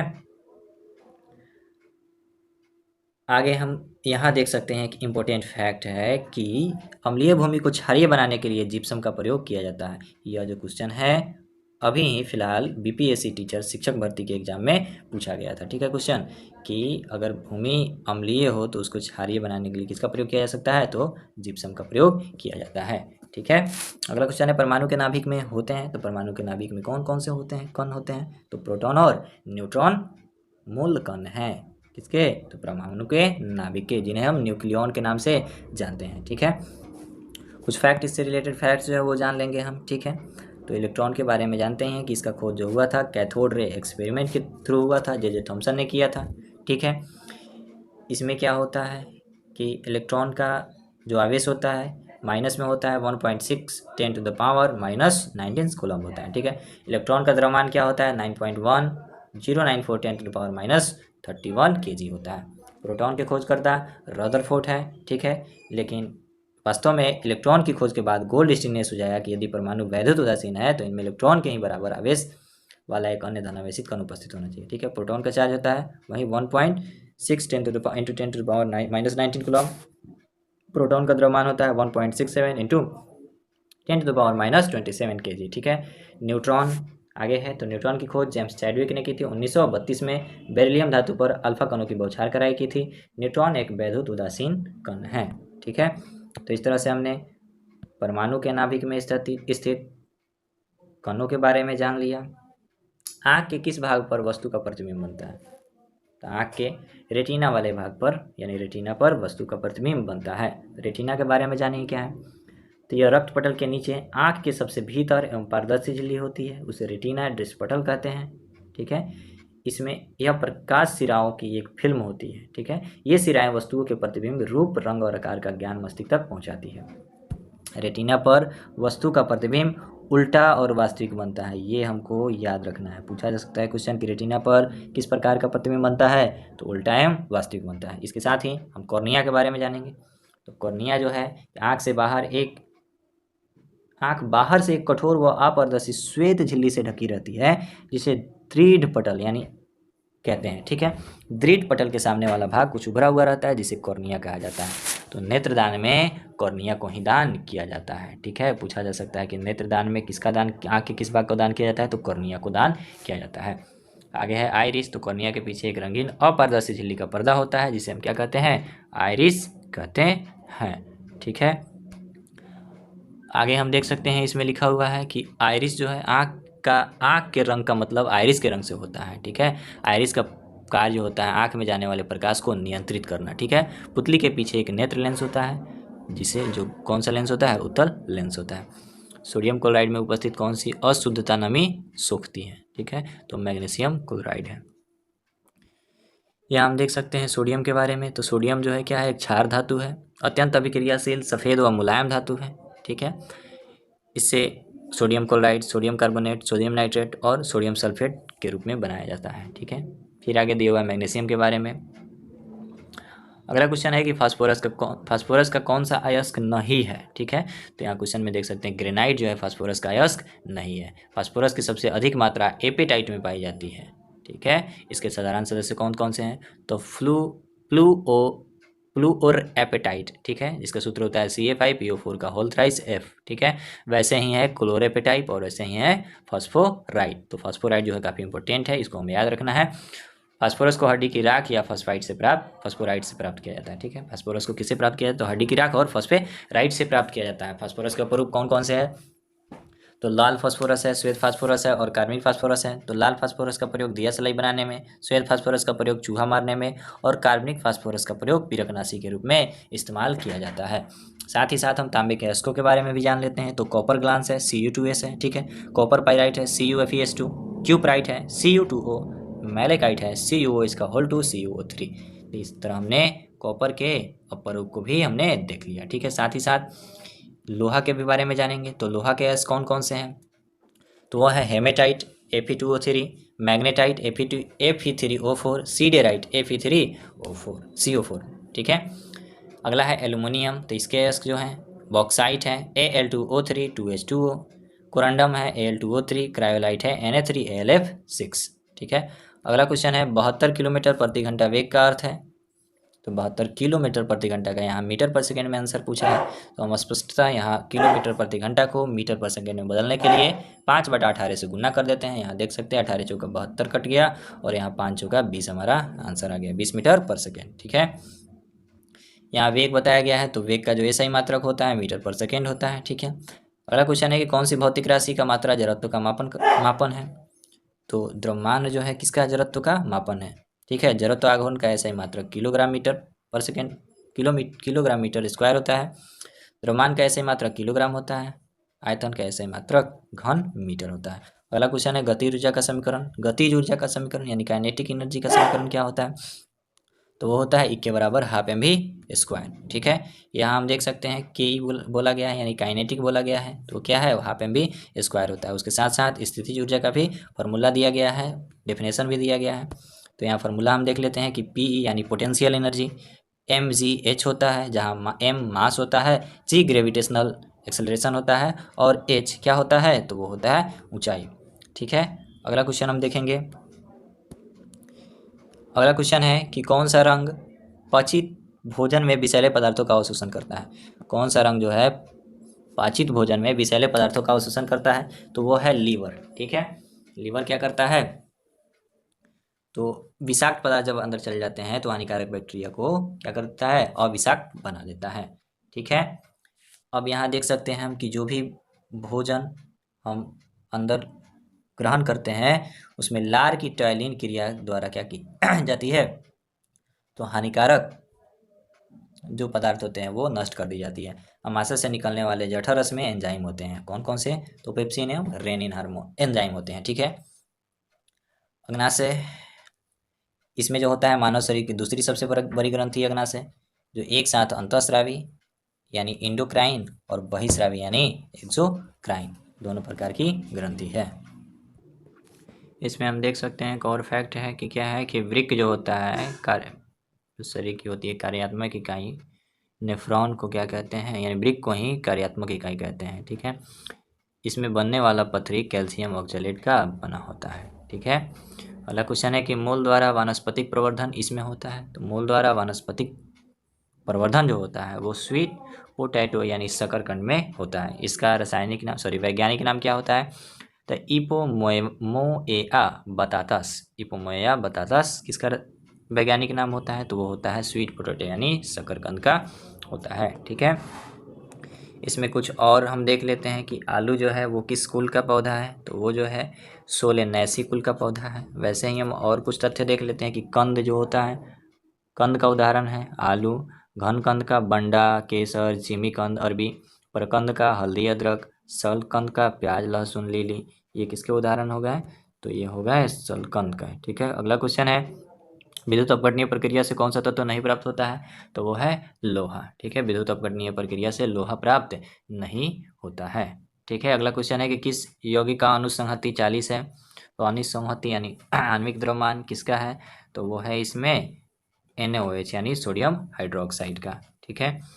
आगे हम देखेंगे अगला क्वेश्चन कि कितने अणु 1 मोल के बराबर होते हैं, तो 1 मोल के बराबर 6.022 गुना 10 के पावर 23 मोल जो होते हैं किसके बराबर, 1 मोल के बराबर होते हैं। ठीक है। यहाँ हम देख सकते हैं कि एवोगाड्रो संख्या भी इसे कहा जाता है, किसको, तो 6.022 इंटू 10⁻23 को एवोगाड्रो संख्या कहा जाता है। 1967 ईस्वी में मोल को इकाई के रूप में स्वीकार किया गया था। अगला क्वेश्चन है पेस मेकर किससे संबंधित है, तो पेस मेकर जो है वो हृदय से संबंधित है। तो हार्ट जो होता है क्या करता है, यह हृदयावरण यानी पेरिकार्डियम नामक थैली में सुरक्षित रहता है। इसका भार लगभग 300 ग्राम होता है। यह शरीर का सबसे व्यस्ततम अंग है, यानी सबसे बिजी जो पार्ट होता है बॉडी का वो कौन है, तो वो है हार्ट। ठीक है। और हम हार्ट के बारे में कुछ जानेंगे, तो हृदय की मांसपेशियों को रक्त पहुंचाने वाले वाहिनी को क्या कहते हैं, कोरोनरी धमनी यानी कोरोनरी आर्ट बोलते हैं। ठीक है। इसी में किसी प्रकार की रुकावट होने पर हृदयाघात यानी हार्ट अटैक होता है। ठीक है। सामान्य मनुष्य का रक्तदाब 120/80 mmHg होता है। ठीक है। सिस्टोलिक प्रेशर बोलते हैं 120 को और डायस्टोलिक प्रेशर बोलते हैं 80 को। रक्तदाब को मापने वाला यंत्र जो होता है एस्फिग्नोमैनोमीटर कहलाता है। ठीक है। थायरोक्सिन और एड्रीनेलिन स्वतंत्र रूप से हृदय की धड़कन को नियंत्रित करने वाला हार्मोन है। ठीक है। मस्तिष्क जो होता है, मनुष्य का जो मस्तिष्क अस्थियों के खोल क्रेनियम में बंद होता है। ठीक है। जो इससे बाहरी आघातों से बचाता है। इसका औसत वजन कितना होता है, तो 1400 ग्राम होता है। सेरिब्रम के कार्य क्या क्या है, तो यह मस्तिष्क का सबसे विकसित भाग होता है। यह बुद्धिमत्ता स्मृति इच्छा शक्ति ऐच्छिक गतियों ज्ञानवाणी एवं चिंतन का केंद्र है। ठीक है। ज्ञानेंद्रियों से प्राप्त प्रेरणाओं का इसमें विश्लेषण एवं समन्वय होता है। ठीक है। वैसे ही थैलमस का कार्य क्या होता है, तो यह दर्द ठंडा तथा गर्म पहचानने का कार्य करता है। कौन, तो थैलमस। ठीक है। किसका, तो दर्द ठंडा एवं गर्म। वैसे ही हाइपोथैलमस तो यह संवेगात्मक क्रियाओं का नियंत्रण करता है, जैसे भूख प्यास ताप नियंत्रण प्यार घृणा आदि का केंद्र होता है। कौन, तो हाइपोथैलमस। भूख प्यास ताप नियंत्रण प्यार घृणा आदि का। रक्तदाब जल के उपापचय पसीना गुस्सा खुशी आदि इसी के द्वारा नियंत्रण होते हैं। ठीक है। अगला पार्ट है माइंड का सेरिबेलम। यह शरीर का संतुलन बनाए रखता है एवं ऐच्छिक पेशियों के संकुचन पर नियंत्रण करता है। यह आंतरिक कान के संतुलन भाग से संवेदना ग्रहण करता है। ठीक है। ईसीजी क्या होता है, इलेक्ट्रॉन सेफालोग्राफ बोलते हैं इसको। क्या, इसका प्रयोग मस्तिष्क के कार्य का पता लगाने के लिए किया जाता है। फिर लंग्स जो है, तो लंग्स क्या होते हैं, फेफड़ा 2 प्रकार के गैसीय पदार्थ कार्बन डाइऑक्साइड जलवाष्प का उत्सर्जन करते हैं। ठीक है। इसमें क्या होता है कि कुछ पदार्थ जैसे लहसुन प्याज और मसाले जिसमें वाष्पशील घटक होते हैं का उत्सर्जन भी फेफड़ों के द्वारा ही होता है। ठीक है, हमने ब्रिक के बारे में अब देखेंगे कि ब्रिक जो होता है इसका वजन जो होता है 140 ग्राम होता है। इसके दो भाग होते हैं, बाहरी भाग को कार्टेक्स और भीतरी भाग को मेडुला कहते हैं। ठीक है, प्रत्येक ब्रिक लगभग 1,30,00,000 ब्रिक नलिकाओं से मिलकर बना होता है, जिन्हें नेफ्रॉन कहते हैं। ठीक है, नेफ्रॉन की ब्रिक की कार्यात्मक इकाई कहते हैं। ठीक है, प्रत्येक नेफ्रॉन में एक छोटी सी प्यालोनुमा संरचना होती है जिसे हम बोमेन्स संपुट यानी बोमेन्स कैप्सूल्स के नाम से जानते हैं। ठीक है, आगे हम बढ़ेंगे अगले क्वेश्चन की तरफ। तो हमारा अगला क्वेश्चन है कि सूर्य से आती हुई पराबैंगनी किरणों से कौन हमें बचाती है। तो सूर्य से आती हुई पराबैंगनी किरणों से हमें बचाती है ओजोन, O3। ठीक है, ओजोन बचाती है। इसकी सांद्रता सबसे अधिक कब होती है, 32 से 60 किलोमीटर के बीच अधिक होती है। ठीक है, जो हमें अल्ट्रावायलेट रे से बचाती है। ठीक है, अब सूर्य के बारे में बोला गया तो सूर्य जो है गैसीय गोला है जिसमें हाइड्रोजन 71%, हीलियम 26.5 एवं अन्य गैसें 2.5% होती है। सूर्य के बाहरी सतह का तापमान 6000 डिग्री सेल्सियस होता है। ठीक है, हैंस बेथ ने बताया कि 10 के पावर 7 डिग्री सेल्सियस ताप पर सूर्य के केंद्र पर 4 हाइड्रोजन नाभिक मिलकर एक हीलियम नाभिक का निर्माण करते हैं। अर्थात सूर्य के केंद्र पर नाभिकीय संलयन होता है। सूर्य की ऊर्जा का स्रोत जो होता है वो नाभिकीय संलयन ही होता है। ठीक है, सूर्य के प्रकाश को पृथ्वी तक पहुंचने में 8 मिनट 16.6 सेकंड का समय लगता है। अगला क्वेश्चन, बांध के जल में कौन सी ऊर्जा होती है। तो बांध के जल में स्थितिज ऊर्जा होती है। ठीक है, ऊर्जा को किस में मापते हैं हम, तो ऊर्जा का जो मात्रक होता है वो जूल होता है। ठीक है, कार्य द्वारा प्राप्त ऊर्जा यांत्रिक ऊर्जा कहलाती है, जो दो प्रकार की होती है, पहला गतिज ऊर्जा और दूसरा स्थितिज ऊर्जा। हम गतिज ऊर्जा का फॉर्मूला देख चुके हैं कि काइनेटिक एनर्जी बराबर हाफ एम बी स्क्वायर और पोटेंशियल एनर्जी इक्वल्स टू होता है mgh। ठीक है, इसके साथ ही अगले क्वेश्चन की तरफ हम बढ़ेंगे। पुष्प में द्विनिषेचन के पश्चात गुणसूत्रों की संख्या क्या हो जाती है। ठीक है, तो इसमें देखेंगे कि पुष्प में द्विनिषेचन के पश्चात गुणसूत्र की संख्या त्रिगुणित हो जाती है, यानी 3 × 3n हो जाती है। ठीक है, अगला क्वेश्चन है कि जीवित कोशिकाओं की प्रक्रिया का नियंत्रण कौन करती है। तो वह है न्यूक्लियस। ठीक है, न्यूक्लियस यानी केंद्रक के द्वारा जीवित कोशिकाओं की प्रक्रिया का नियंत्रण किया जाता है। इसके अंदर राइबोसोम, आरएनए और प्रोटीन से ये बने होते हैं। कौन, न्यूक्लियस। ठीक है, कोशिका जीवन की सबसे छोटी कार्यात्मक इकाई है। एंटोवन लियोनहॉक ने इसे पहली बार देखा था। ठीक है, कोशिका के अध्ययन को साइटोलॉजी बोलते हैं। कोशिका शब्द का प्रयोग सर्वप्रथम अंग्रेजी वैज्ञानिक रॉबर्ट हुक 1665 में किया था। ठीक है, सबसे लंबी कोशिका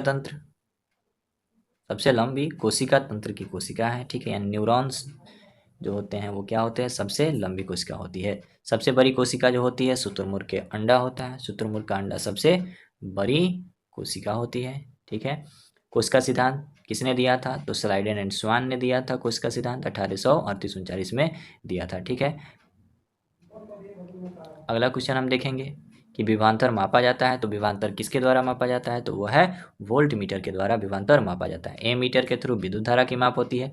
गैल्वेनोमीटर के थ्रू विद्युत धारा की दिशा एवं मात्रा ज्ञात की जाती है। ठीक है, अगला क्वेश्चन है कौन सा उपकरण विद्युत ऊर्जा को यांत्रिक ऊर्जा में बदलता है। तो विद्युत ऊर्जा को यांत्रिक ऊर्जा में बदलने वाला उपकरण विद्युत मोटर होता है। ठीक है, किस जीव में कक्षाभ पाया जाता है, तो युगलिना में कक्षाभ यानी फ्लैजिला पाया जाता है।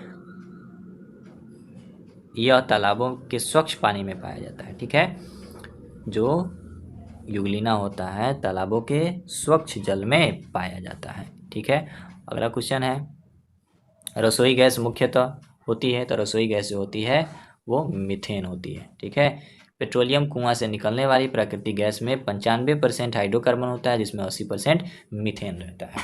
ठीक है, यहाँ पे दिया हुआ कि एलपीजी में सल्फर के यौगिक इथाइल मरकेप्टन को मिला दिया जाता है ताकि इसके रिसाव को इसकी गंध से पहचाना जा सकता है। ठीक है, फलों को कृत्रिम रूप से पकाने के लिए एसिटिलीन गैस का प्रयोग किया जाता है, जिसे एथिलीन C2H2 भी कहते हैं। गोबर गैस के मुख्य घटक कौन है, तो मीथेन है। ठीक है, जिसे हम मार्स गैस के नाम से भी जानते हैं। अगला क्वेश्चन है कि रक्त का कौन सा घटक शरीर के अंगों को ऑक्सीजन पहुंचाता है। तो RBC जो है शरीर के अंगों को क्या पहुंचाता है, तो ऑक्सीजन पहुंचाता है। रक्त एक क्षारीय विलयन है जिसका pH मान कितना होता है, तो 7.4 होता है। ठीक है, अगला कुछ क्वेश्चन नहीं, फिर इसके बारे में और थोड़ा डिटेल जानेंगे। वयस्क मनुष्य में औसतन 5 से 6 लीटर रक्त होता है। महिलाओं में पुरुषों की तुलना में आधा लीटर रक्त कम पाया जाता है। ठीक है, रक्त में 2 प्रकार के पदार्थ होते हैं, पहला होता है प्लाज्मा, दूसरा होता है ब्लड कर्पसल्स यानी रुधिराणु। ठीक है, आगे और इसके बारे में जानेंगे। प्लाज्मा जो होता है यह रक्त का अजीवित तरल भाग है। रक्त का लगभग 55% जो भाग होता है यानी 55% जो भाग होता है वो प्लाज्मा होता है। ठीक है, प्लाज्मा के कार्य क्या है, तो पचे हुए भोजन एवं हार्मोन का शरीर में संवहन प्लाज्मा के द्वारा ही होता है। सीरम क्या है, तो जब प्लाज्मा में फाइब्रिनोजेन नामक प्रोटीन निकाल लिया जाता है तो शेष प्लाज्मा को सीरम कहते हैं। ठीक है, वैसे ही जो ब्लड कर्पसल्स हैं उनके 3 भाग होते हैं, पहला होता है आरबीसी, दूसरा होता है डब्ल्यूबीसी और तीसरा होता है ब्लड प्लेटलेट्स। आरबीसी का पूरा नाम रेड ब्लड कर्पसल्स, जिसे हम एरिथ्रोसाइट्स बोलते हैं। स्तनधारियों में के लाल रक्त कण उभयावतल होते हैं। ठीक है, इसमें केंद्रक नहीं होता है। अपवाद क्या है, तो ऊंट एवं लामा नामक स्तनधारी की आरबीसी में केंद्रक पाया जाता है। क्वेश्चन यहीं से बन सकता है कि किस स्तनधारी में आरबीसी में केंद्रक पाया जाता है, तो ऑप्शन हमारा होना चाहिए ऊंट एवं लामा। ठीक है, अगला क्वेश्चन है कि आरबीसी का निर्माण जो होता है अस्थि मज्जा यानी बोन मैरो में होता है। ठीक है, प्रोटीन, आयरन, विटामिन B12 एवं फॉलिक अम्ल आरबीसी के निर्माण में सहायक होते हैं। हमें यह भी बात याद रखनी है कि भ्रूण अवस्था में इसका निर्माण यकृत और प्लीहा में होता है यानी स्प्लीन में, लीवर एंड स्प्लीन में होता है। इसका जीवन काल 20 से 120 दिन का होता है। इसकी मृत्यु यकृत, लीवर और प्लीहा में होती है।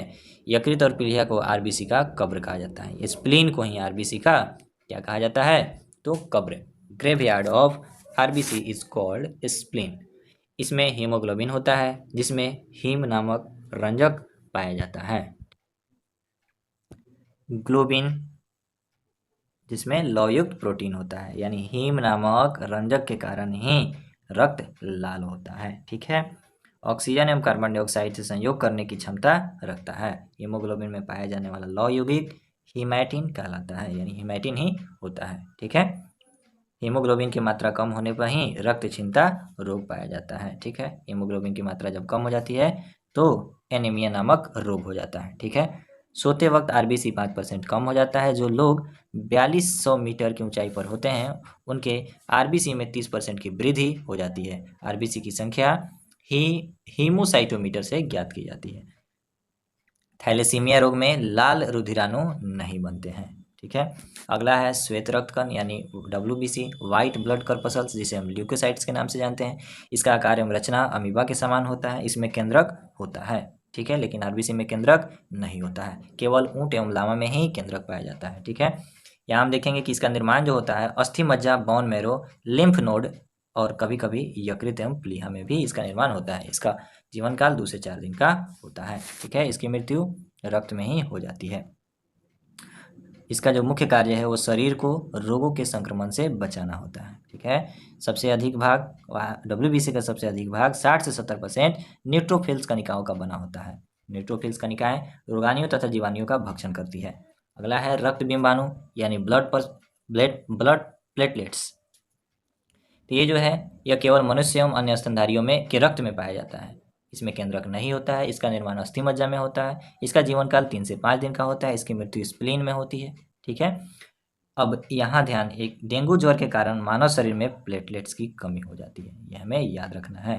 ठीक है, इसका जो मुख्य कार्य है रक्त के थक्का बनाने में मदद करना है यानी कि इसका ब्लड प्लेटलेट्स का काम जो है रक्त के थक्का जमाने में।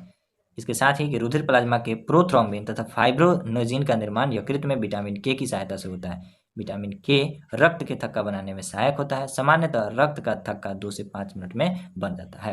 रक्त के थक्का बनाने के लिए अनिवार्य प्रोटीन फाइब्रिनोजिन होता है। अगला क्वेश्चन है रासायनिक तत्व के दूसरे तत्व से योग करने की क्षमता का पता लगाया जाता है। किसके द्वारा, तो वो संयोजकता यानी वैलेंसी के थ्रू इसका पता लगाया जाता है। ठीक है, आगे हम देखेंगे।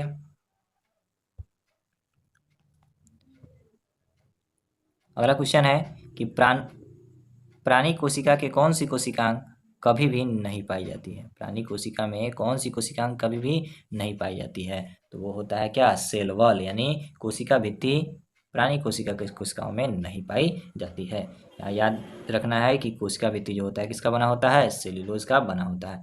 यह जो कोशिका है पादप कोशिकाओं में ही पाया जाता है। ठीक है, इसका प्रमुख कार्य है कोशिकाओं को निश्चित आकृति प्रदान करना तथा कोशिकाओं की सुरक्षा करना। माइटोकॉन्ड्रिया इसके बाद है। तो माइटोकॉन्ड्रिया की खोज अल्टमैन ने 1890 में की थी। कार्ले बेंडा ने इसे 1898 में माइटोकॉन्ड्रिया नाम दिया था। ठीक है,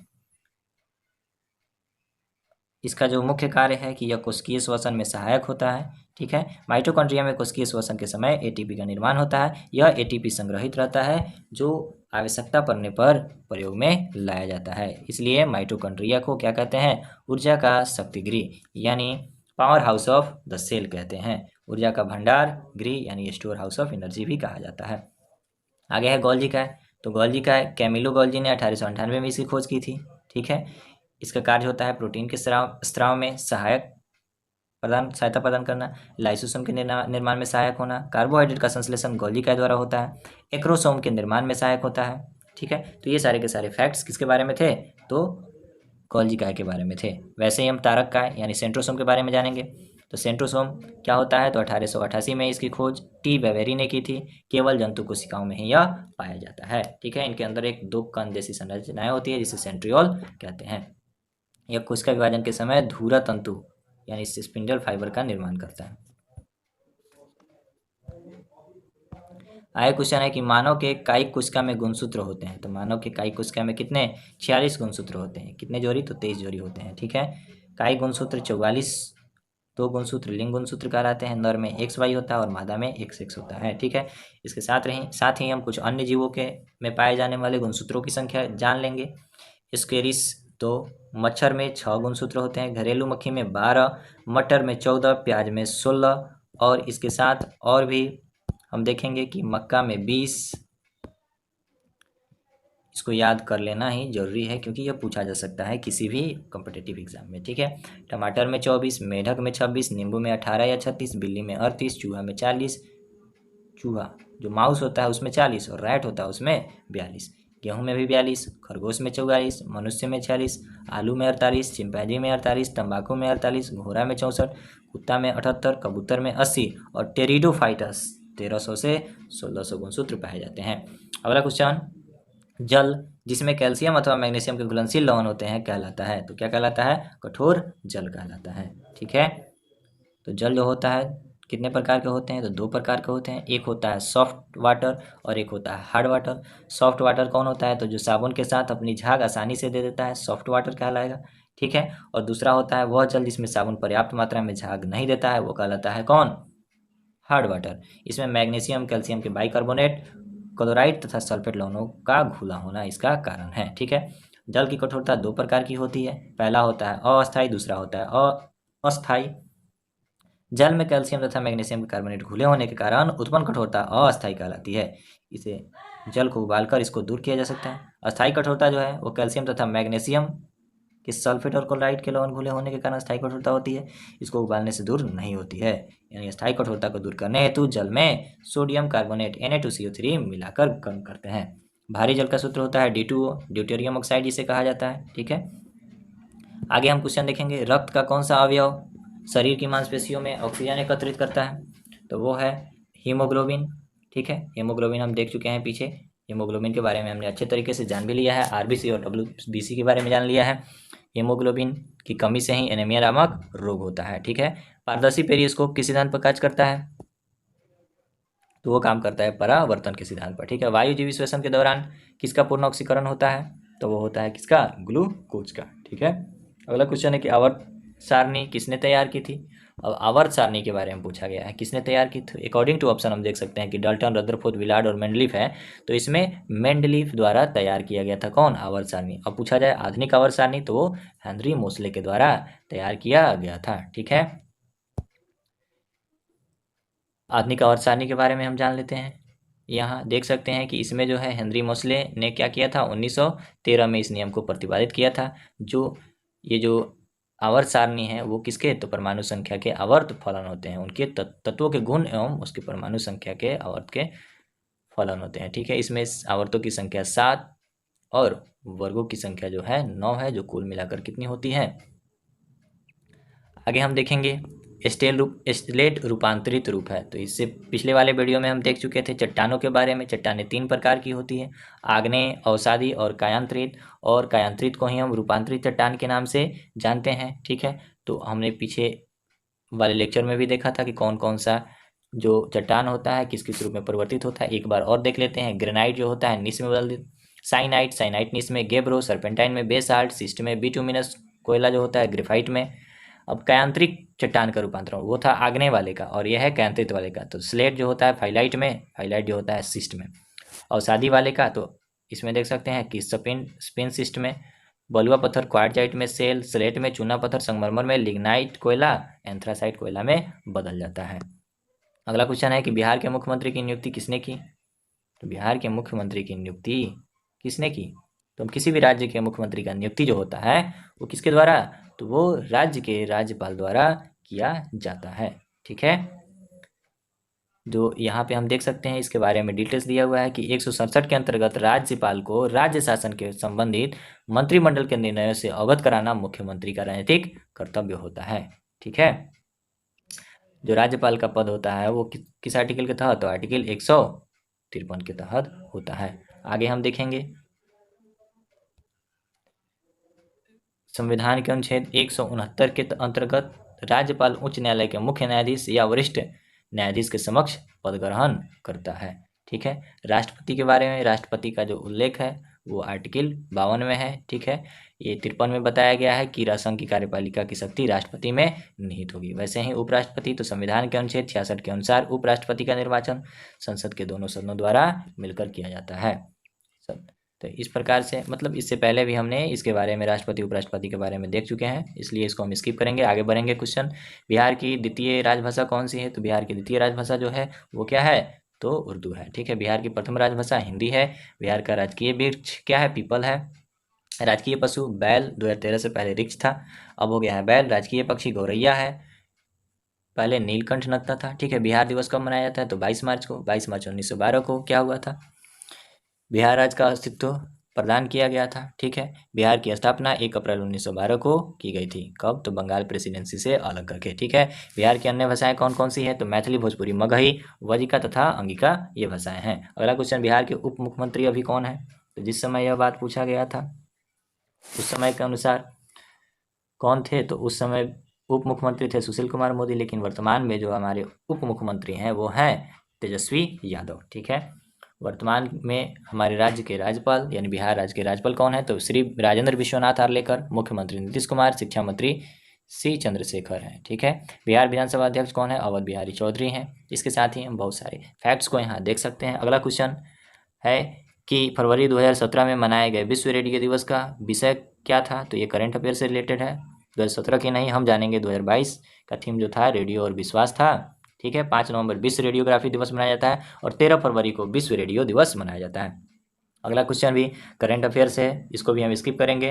अगला भी क्वेश्चन करंट अफेयर से है, लेकिन फिर भी इसको देख लेते हैं कि केंद्र सरकार द्वारा 30 मई 2017 को कितने रुपये का नया नोट जारी करने की घोषणा की गई है? तो इसका हम आंसर अगले स्लाइड में देख सकते हैं। यहाँ इसका जो आंसर होगा वो होगा 1 रुपये का नया नोट जारी करने की घोषणा की गई थी।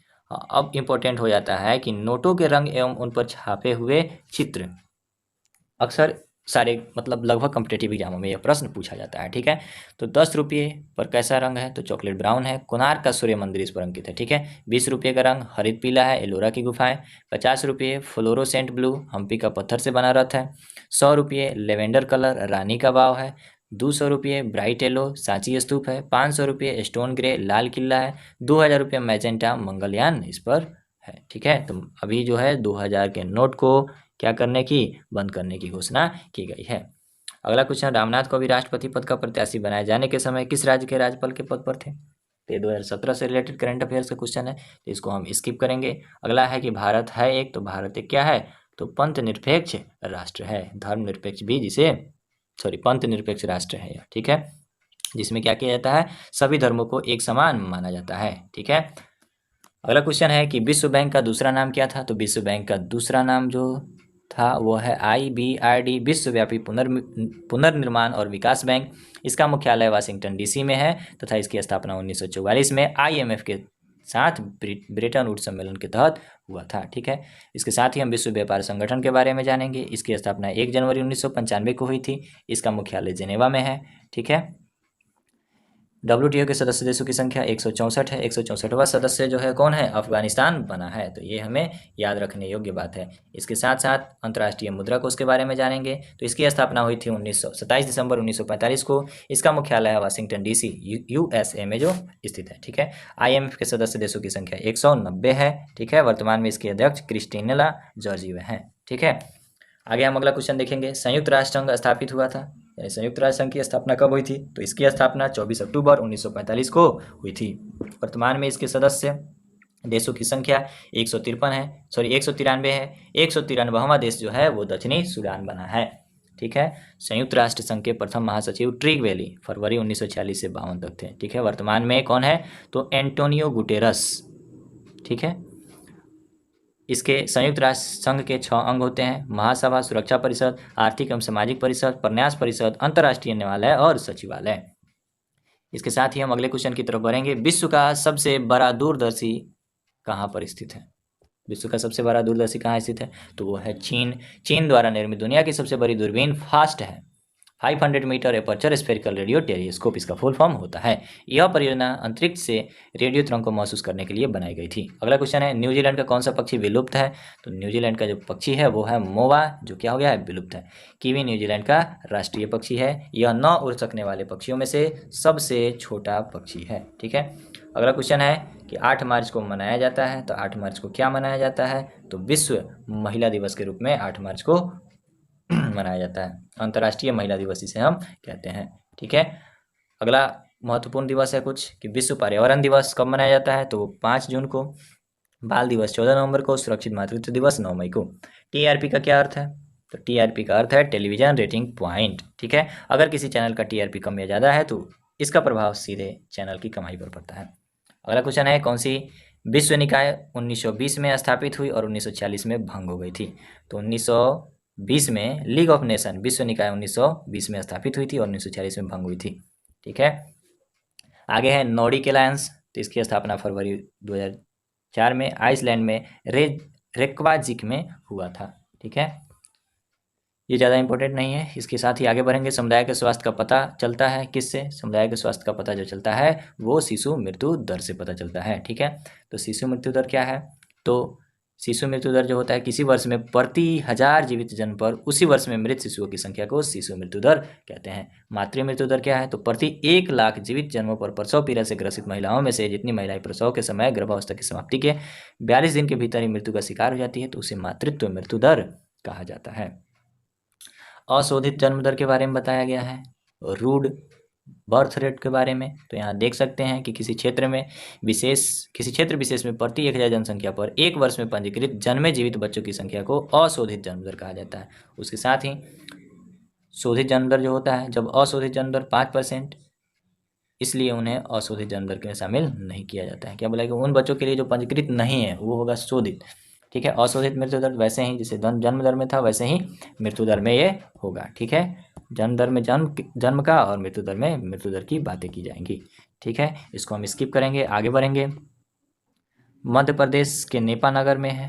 तो मध्य प्रदेश के नेपानगर में क्या है? तो मध्य प्रदेश के नेपानगर में न्यूज प्रिंट फैक्ट्री है। ठीक है, कागज के प्रमुख उत्पादक राज्य कौन कौन से हैं? पश्चिम बंगाल में टीटागढ़, रानीगंज, त्रिवेणी, बिहार में पटना, बरौनी, समस्तीपुर, झारखंड में संथाल, प्रगनाती, उत्तर प्रदेश में वैसे ही सिकंदराबाद, मेरठ, सहारनपुर। भारत में सबसे पहली कागज मिल 1832 में पश्चिम बंगाल के श्रीरामपुर में स्थापित की गई थी। यह बात ध्यान रखने योग्य है कि भारत में पहली कागज मिल कब स्थापित हुई थी? 1832 में। कहा? तो पश्चिम बंगाल के श्रीरामपुर में स्थापित हुई थी। कागज का पहला सफल कारखाना 1879 में लखनऊ में लगाया गया था। ठीक है, अगला क्वेश्चन हम देखेंगे।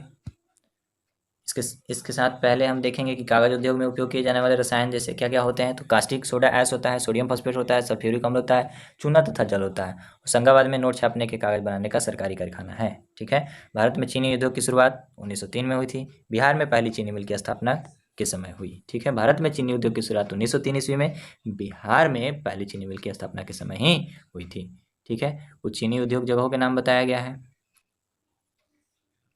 ये उतना इम्पोर्टेंट नहीं है, फिर भी आप इसको एक नज़र पढ़ लेंगे। ठीक है, इसमें बताया गया है फिर स्वतंत्रता पश्चात जो है कौन कौन सा लौह इस्पात कारखाना स्थापित किया गया था। तो हम देख लेते हैं कि दूसरी पंचवर्षीय योजना का जो कार्यकाल था वो कितना था, 1956 से 61 था। ठीक है, तो इसमें देख सकते हैं हम कि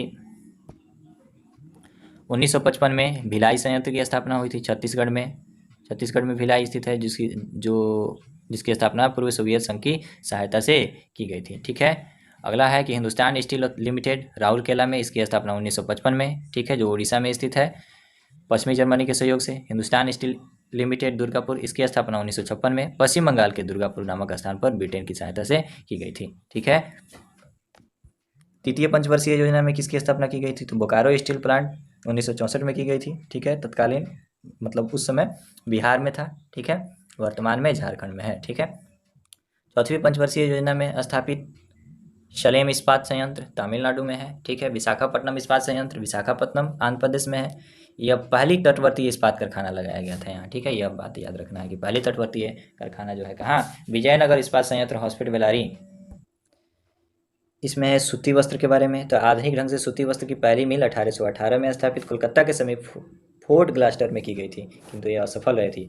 और सफल आधुनिक सूती कारखाना जो है 1854 में बम्बई के कवास जी डावर द्वारा खोला गया, जिसमें 1856 ईस्वी से उत्पादन प्रारंभ हुआ था। ठीक है, मुंबई को भारत के सूती वस्त्रों की राजधानी के उपनाम से भी जाना जाता है। ठीक है, कानपुर को उत्तर भारत का मैनचेस्टर कहते हैं, कोयम्बटूर को दक्षिण भारत का मैनचेस्टर कहते हैं, अहमदाबाद को भारत का बोस्टन सिटी कहा जाता है। ठीक है, अगला क्वेश्चन है कि त्रिपिटक धार्मिक ग्रंथ है। तो त्रिपिटक धार्मिक जो ग्रंथ है वो किससे संबंधित है, तो वो है बौद्ध धर्म से संबंधित है। ठीक है, बौद्धों का धार्मिक ग्रंथ है। कुछ धर्म के धार्मिक ग्रंथों को यहाँ देख लेते हैं। तो यहाँ हम स्पष्टतः देख सकते हैं कि हिंदू धर्म का रामायण महाभारत। ठीक है, उसके साथ ईसाई का बाइबिल, इस्लाम का कुरान, सिख का गुरु ग्रंथ साहिब, पारसी का जैन अवेस्ता, यहूदी का तोराह, जैन का कल्प सूत्र और भगवती सूत्र, बौद्ध का त्रिपिटक है। इस तरह से हमारा 100 क्वेश्चन का जो सेट था आज समाप्त होता है। अगर वीडियो आपको अच्छी लगी हो तो लाइक करें और साथ ही साथ अपने दोस्तों को भी शेयर करें, ताकि इसका ज़्यादा से ज़्यादा लाभ